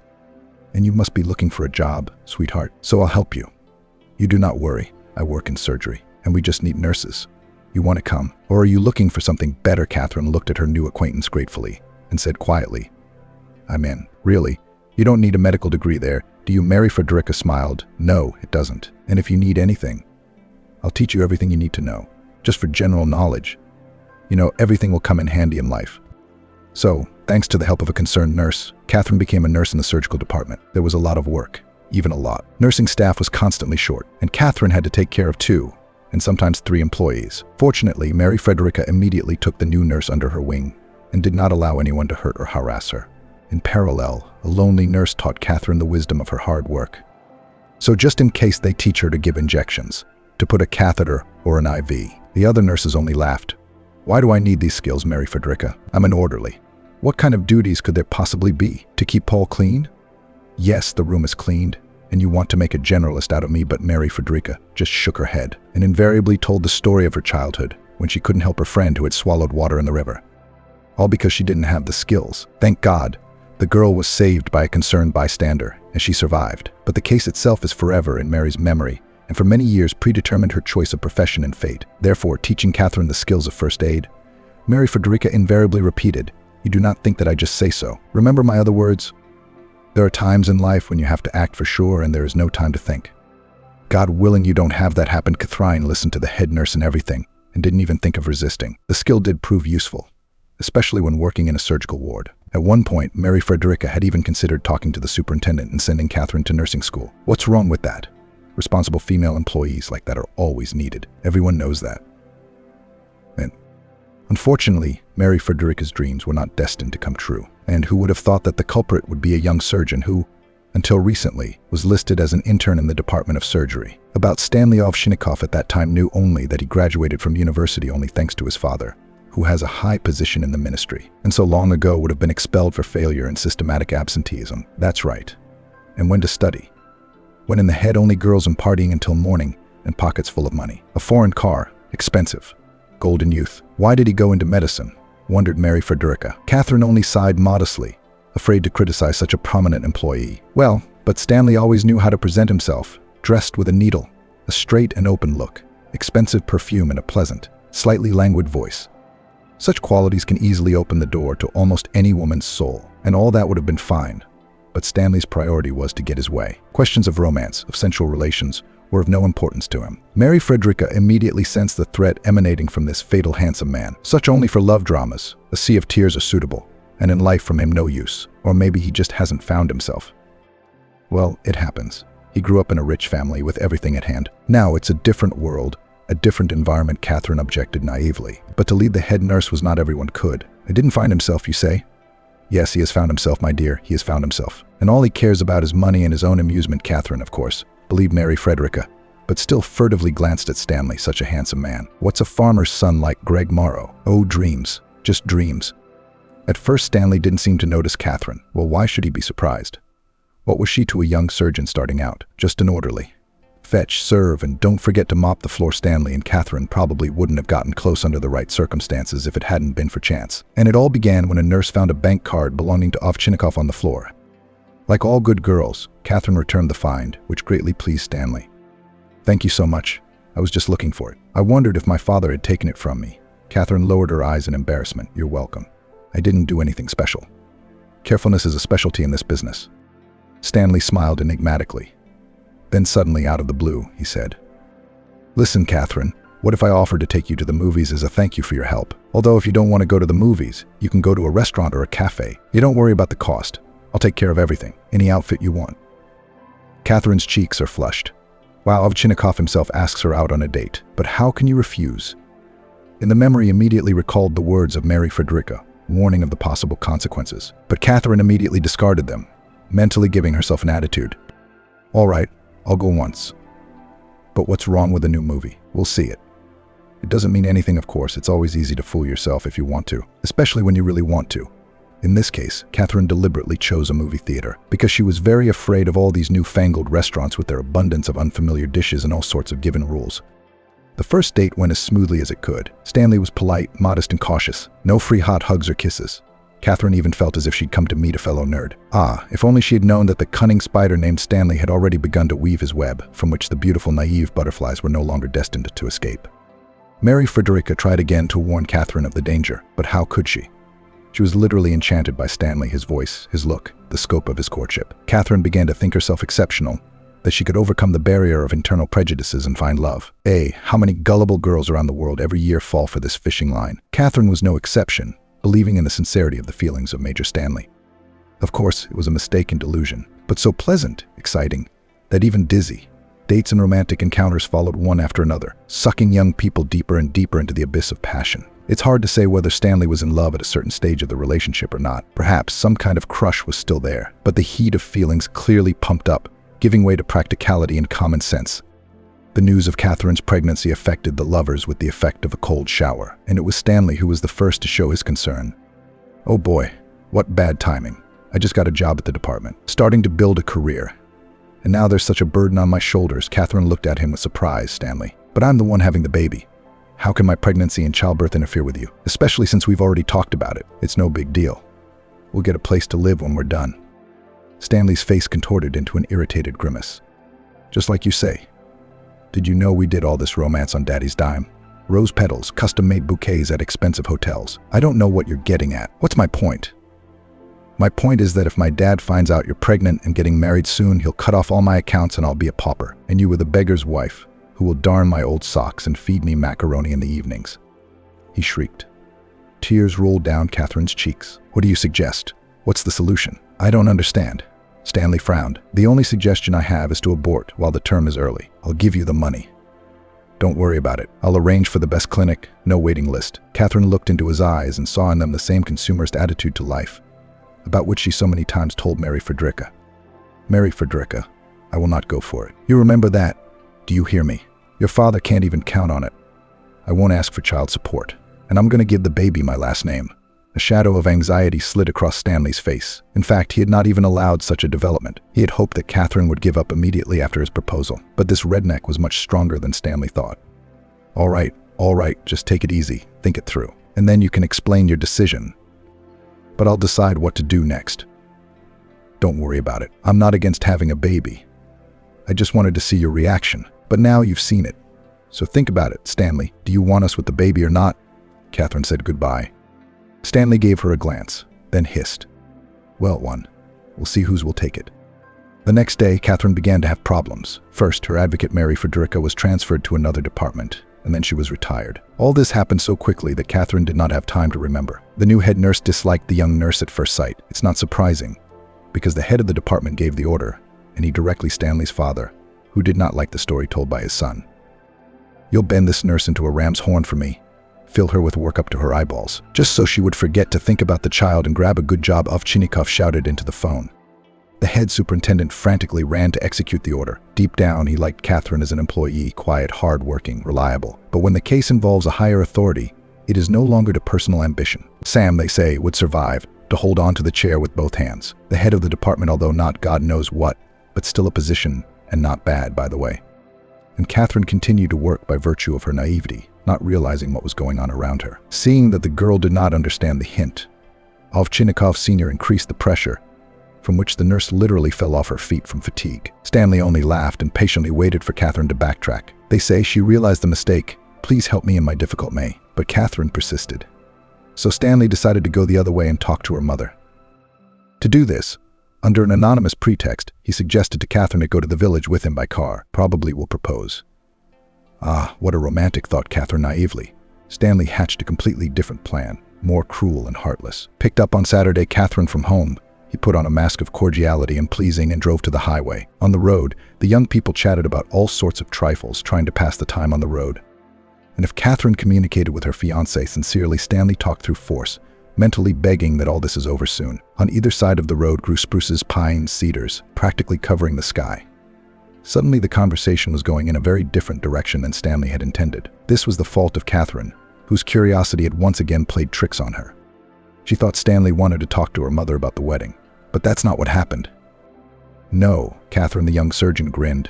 "We're only going to your mother for one purpose, so that she can tell you the right thing to do."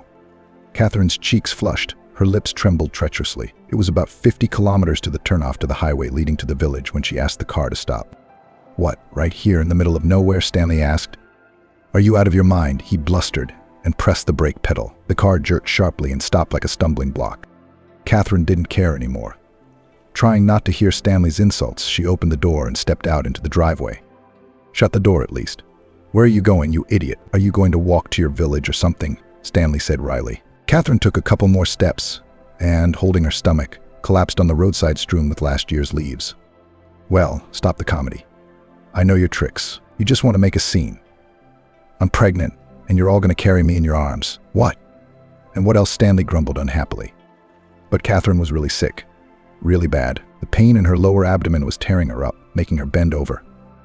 It was impossible to convince Stanley of that. Getting out of the car, he tried to lift Catherine off the ground, causing her more pain. "All right, enough showing off. Let's go," Stanley said. "Please, leave me alone," Catherine whispered through tears.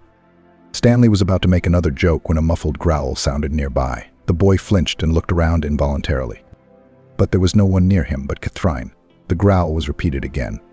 And now Stanley realized that it was coming from the nearest bushes. He involuntarily backed toward the car as 3 adult wolves came out of the woods. One of them had a grayish-blue streak down his withers, indicating his advanced age among forest predators. Growling menacingly, the wolves came closer, causing Stanley to scramble toward the car and screech to a halt. All he could think about at that moment was how to get away from such a dangerous place. He didn't care about Catherine. This was the true cost of a relationship, a lie and nothing more. The wolves approached Catherine, who was lying on the roadside, and began to lick her face and hands. She looked up in surprise and couldn't believe her eyes. "I'm going to disappoint you, you brave little rascal." "Is it really you?" Catherine asked. The wolves stepped back a little, listening to such an outlandish human speech. Of course, Catherine could not say for sure whether the wolves she had rescued were wolves or not. Perhaps it was just an ordinary coincidence. But on the other hand, why then had they not attacked her and shown friendliness? Catherine read the answer in the eyes of the wolves, who looked at her with respect, as if she were a member of their pack. Soon the sound of an approaching car engine was heard, and the predators became visibly agitated and slowly paid. More often. A wave of pain in her lower abdomen made Catherine wince again and fall into sticky oblivion. Fortunately, a passing motorist noticed the woman lying on the side of the road and called an ambulance to help the victim as soon as possible. He carried Catherine into the passenger compartment of the vehicle and drove towards the paramedics. Despite the timely assistance and efforts of the doctors, they were unable to save Catherine's pregnancy. Stanley was not directly to blame. and no one would have even had the desire to accuse him of it. Catherine spent about 2 weeks in the hospital, during which time the head of the surgical department dismissed her retroactively. Everything went smoothly. Nothing to take issue with. But Catherine didn't care anymore. In her mind, she cut Stanley out of her life forever. And when he showed up at her discharge with flowers and an envelope with money in his hands, the former nurse refused to accept the bouquet and threw the money in the trash. From now on, she could only count on herself. Since the work in the surgical department could be forgotten, Catherine had to go through a lot before she could find the strength to live on. Bitter tears of anguish and tantrums, the endless questions of why kept her on her toes, slowly sinking into an abyss of longing and despair. It was only through the help and care of Mary Frederica that she was able to distract herself and turn her attention to finding a new job. So, with the light hand of the former nurse, she became a cleaner in the trading firm Hermes. The work was hard, but no more so than in the surgical department, where shortly before her dastardly dismissal, she had been working for 3. "It's okay. I'll manage. I'm strong. I can do everything. I'll get through it all," Catherine insinuated herself.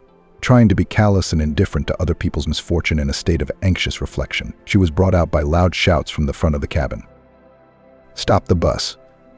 There's a man in bad shape here. Somebody call an ambulance right away," she heard, and a sense of relief came over her.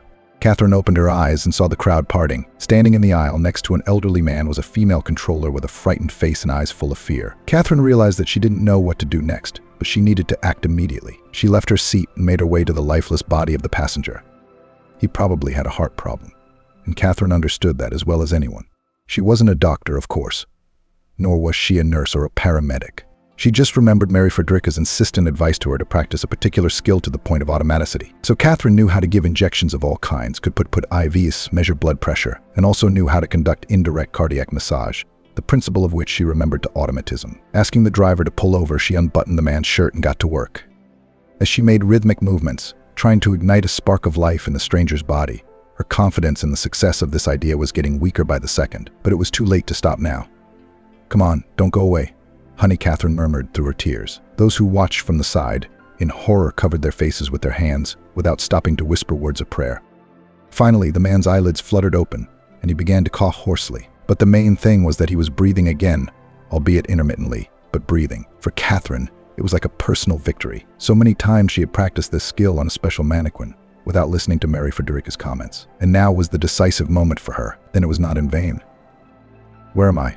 What happened to me?" the man whispered. Catherine could not answer, as she had become wound up in anticipation. Stress caused by the sight of death, which this time missed and bypassed the interior of the bus. 5 minutes later, the ambulance arrived. The medics, who expressed their gratitude to Catherine, who didn't even have a medical degree, immediately took the victim away, and she didn't have time to talk to the rescued man and get his name. Because of all these events, the bus spent an extra 20 minutes on the road, from which a terrible scandal awaited the young employee in the office. The first to attack her was the head of the sales department, Angelina Victoria Jesus Maxwell. "Did you even look at the clock? Or don't you care about anyone? This is what you call getting here faster? You're kidding me." "Angelina Victoria, but it's not my fault," Catherine objected. "A man got sick on the bus." The supervisor waved her hand dismissively. "What bus? Tell me, for goodness sake. If you don't have your own transportation, take a cab and you won't have a problem." Catherine's shoulders shook with restrained sobs. At that moment, the office door swung open and Andrew Clive, the firm's director, appeared on the threshold. He looked around at his subordinates and immediately noticed the crying face of Catherine, who was desperately trying to look normal and wiping her eyes with a handkerchief every now and then. "What's going on here? Why is there such a commotion and Maxwell is all in tears?" the businessman asked. Everyone present fell silent. Their gazes turned to the head of the department. They said, "She made a mess of it. Now you have to clean it up before the boss punishes everyone." Looking at the stunned boss, Andrew repeated his question more gently. Angelina pressed her lips together resentfully, but replied, "It's simple. Maxwell was almost 40 minutes late for work." 20, Catherine corrected. "Who cares if it's half a minute late, you know?" Angelina snapped. Andrew was not interested in watching the squabble between the employee and the department head. The young businessman needed not so much a reason as an explanation. But what is Catherine's explanation? Maybe something respectable happened. You can't accuse a person of being irresponsible for no reason. Angelina glanced irritably at Catherine and hissed angrily. Yes, she was on the bus rescuing someone. Some man fainted, and our Mother Teresa gave him CPR. We know those stories. You don't need to believe other people's nonsense. After the words of the department head, Andrew's face changed dramatically. "What man? Can you elaborate?" Angelina met his gaze, after which she said, "What man, Andrew? It's just an elderly man who collapsed. He had a heart attack, so I gave him an indirect massage." Andrew raised an eyebrow in surprise.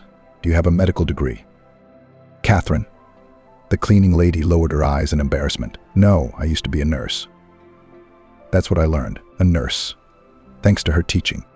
Andrew looked around at everyone present and met the eyes of the head of the department. So, Angelina Victoria, we are canceling Catherine's reprimand today, as her tardiness was no accident. The fact is that Catherine saved the father of my late companion, Boris Eugene Windrow. Dennis Windrow, co-founder of our concern, was killed in an accident 6 months ago. But you all remember that, of course. You don't know his father, Boris Gary Windrow, very well. He's the one Catherine saved on the bus today. I was just told about 15 minutes ago myself. The director's words made a truly lasting impression on the staff. A lot of people looked at Catherine with a different set of eyes. It turns out that there are real heroes among them, capable of saving lives. That's how you live, and do not know that side by side with you works a girl who can do real miracles. And on a personal note, I'm going to give you a bonus, Catherine. You deserve it, Andrew said in your voice. And the office was filled with a roar of applause. Only Angelina didn't clap along with everyone else, glaring angrily at the cleaning lady. When the applause finally died down and the staff scattered around the office again, Catherine went to the back room to finally change her clothes and go about her usual duties. She saw nothing special in rescuing an elderly passenger. I didn't give him all that time for nothing. If I had saved a child, I don't know. That would be a different matter, she thought. The shift flew by at the ferry of cleanliness unnoticeably. She washed the floors, wiped the windowsills, watered the flowers, then went outside and tidied up the steps, had a few words with the janitor, and the day is over. But 10 minutes before the end of her shift, the director called her in. Well, what else? Did he change his mind? Will he start scolding? Catherine thought wistfully. But Andrew kindly offered her a chair and asked the secretary to prepare coffee. Then, after waiting for Catherine to come to his senses and drink about half a cup, went to the main thing. Catherine, will you pardon me for not using your middle name? It's easier for me. You see, I have, what's the right way to put it? A business proposition. On the face of Catherine reflected sincere amazement. An offer? But how can I help you? I'm already on your staff. Andrew got up from his desk and walked around the office, trying to understand the inexplicable inner turmoil. Finally, pulling himself together, he continued. Catherine, I'll be very honest with you. The offer does not even come from me. Boris Gary Windrow, the man you rescued. You see, he wants you to be his nurse. A nurse? I don't have the training and the responsibility of taking on such a... Andrew frowned. I appreciate your opinion, Catherine. But I dare say that Boris Gary Windrow, the father of my late friend, we started together, came up from the bottom. Only Dennis died 6 months ago in a car accident. Maybe you heard about it on the Beltway. Head-on collision. Ridiculous death. Still hurts my heart. Dennis' wife is a widow. Boris Gary Windrow is ill. Often says that he cannot without medical help, you know. Catherine sighed sadly. Yes, I understand, of course. How could I not? But what's that got to do with it? You can hire a qualified caregiver. There are many special recruitment agencies nowadays. Boris Gary said you were the only one he could trust. He's a good judge of character. Let me tell you, 40 years in the teaching profession. Does that mean something? Andrew persisted. Catherine thought. On the one hand, she had always dreamed of trying to try herself in the world of medicine, but on the other hand, remembered well what ended her previous attempt. But to refuse Andrew William for some reason did not want to. There was something in his eyes, something good, kind, and real. No falseness, no playing on two fronts, he said it as it was, straight to the forehead. And how else to earn the trust of the interlocutor? Catherine squeezed her lip painfully and looked into the eyes of the director. And what will happen then? Andrew William? But when a month passes, or how long does it take? What about my job? Andrew appreciated the boldness of the question and answered very honestly. For the period of part-time work, Catherine's workplace at our firm will remain with you. And when you return, you can work as before. Consider it my bonus for you. Boris Gary also intends to pay you a salary, as I remember. Catherine smiled involuntarily. And not because Andrew started talking about money, but because he said everything on the merits, honestly and frankly. Weighing the pros and cons, she agreed. The next morning, Catherine stood at the door of the mansion of the late Dennis Windrow. She was greeted by an unpleasant girl in a lace robe and Lycine and with a touch of understanding on her face, typical of those who are crazy about wine, fires, and songs. What are you, the new nurse? She mumbled, glancing at her guest incredulously. Catherine nodded affirmatively. Why are you so early?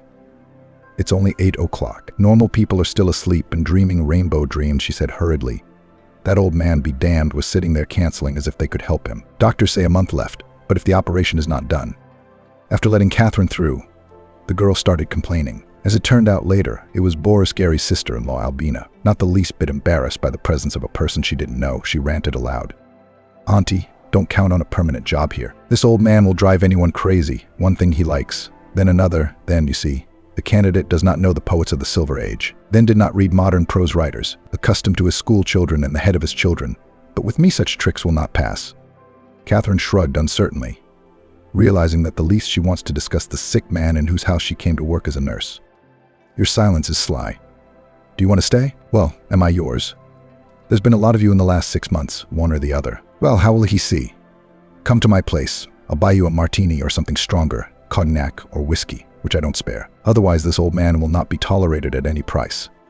Albina went resentfully to her room. Catherine had to act on her own intuition. She found Boris Gary's room only from the 3rd time, after going through several doors. Seeing her on the doorstep, the man visibly perked up and even tried to raise himself up in bed. I'd been waiting for you, felt in my heart that you'd say yes. Believe me, I saw you in my dreams before that incident on the bus, he said.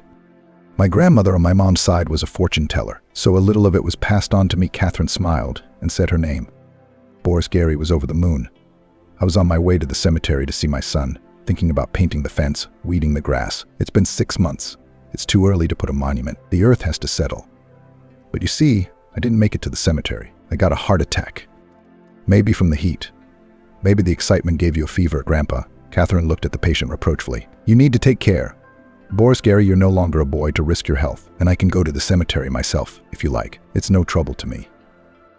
Catherine, don't make this your problem. Don't put other people's worries on your young shoulders. Denise was a good boy. Don't think. He and Andrew were in the same class. They were friends. I raised my son alone. My wife, God rest her soul, died a year after he was born. She was in poor health. She couldn't get pregnant for a long time, and then a miracle happened. You can't call it anything else.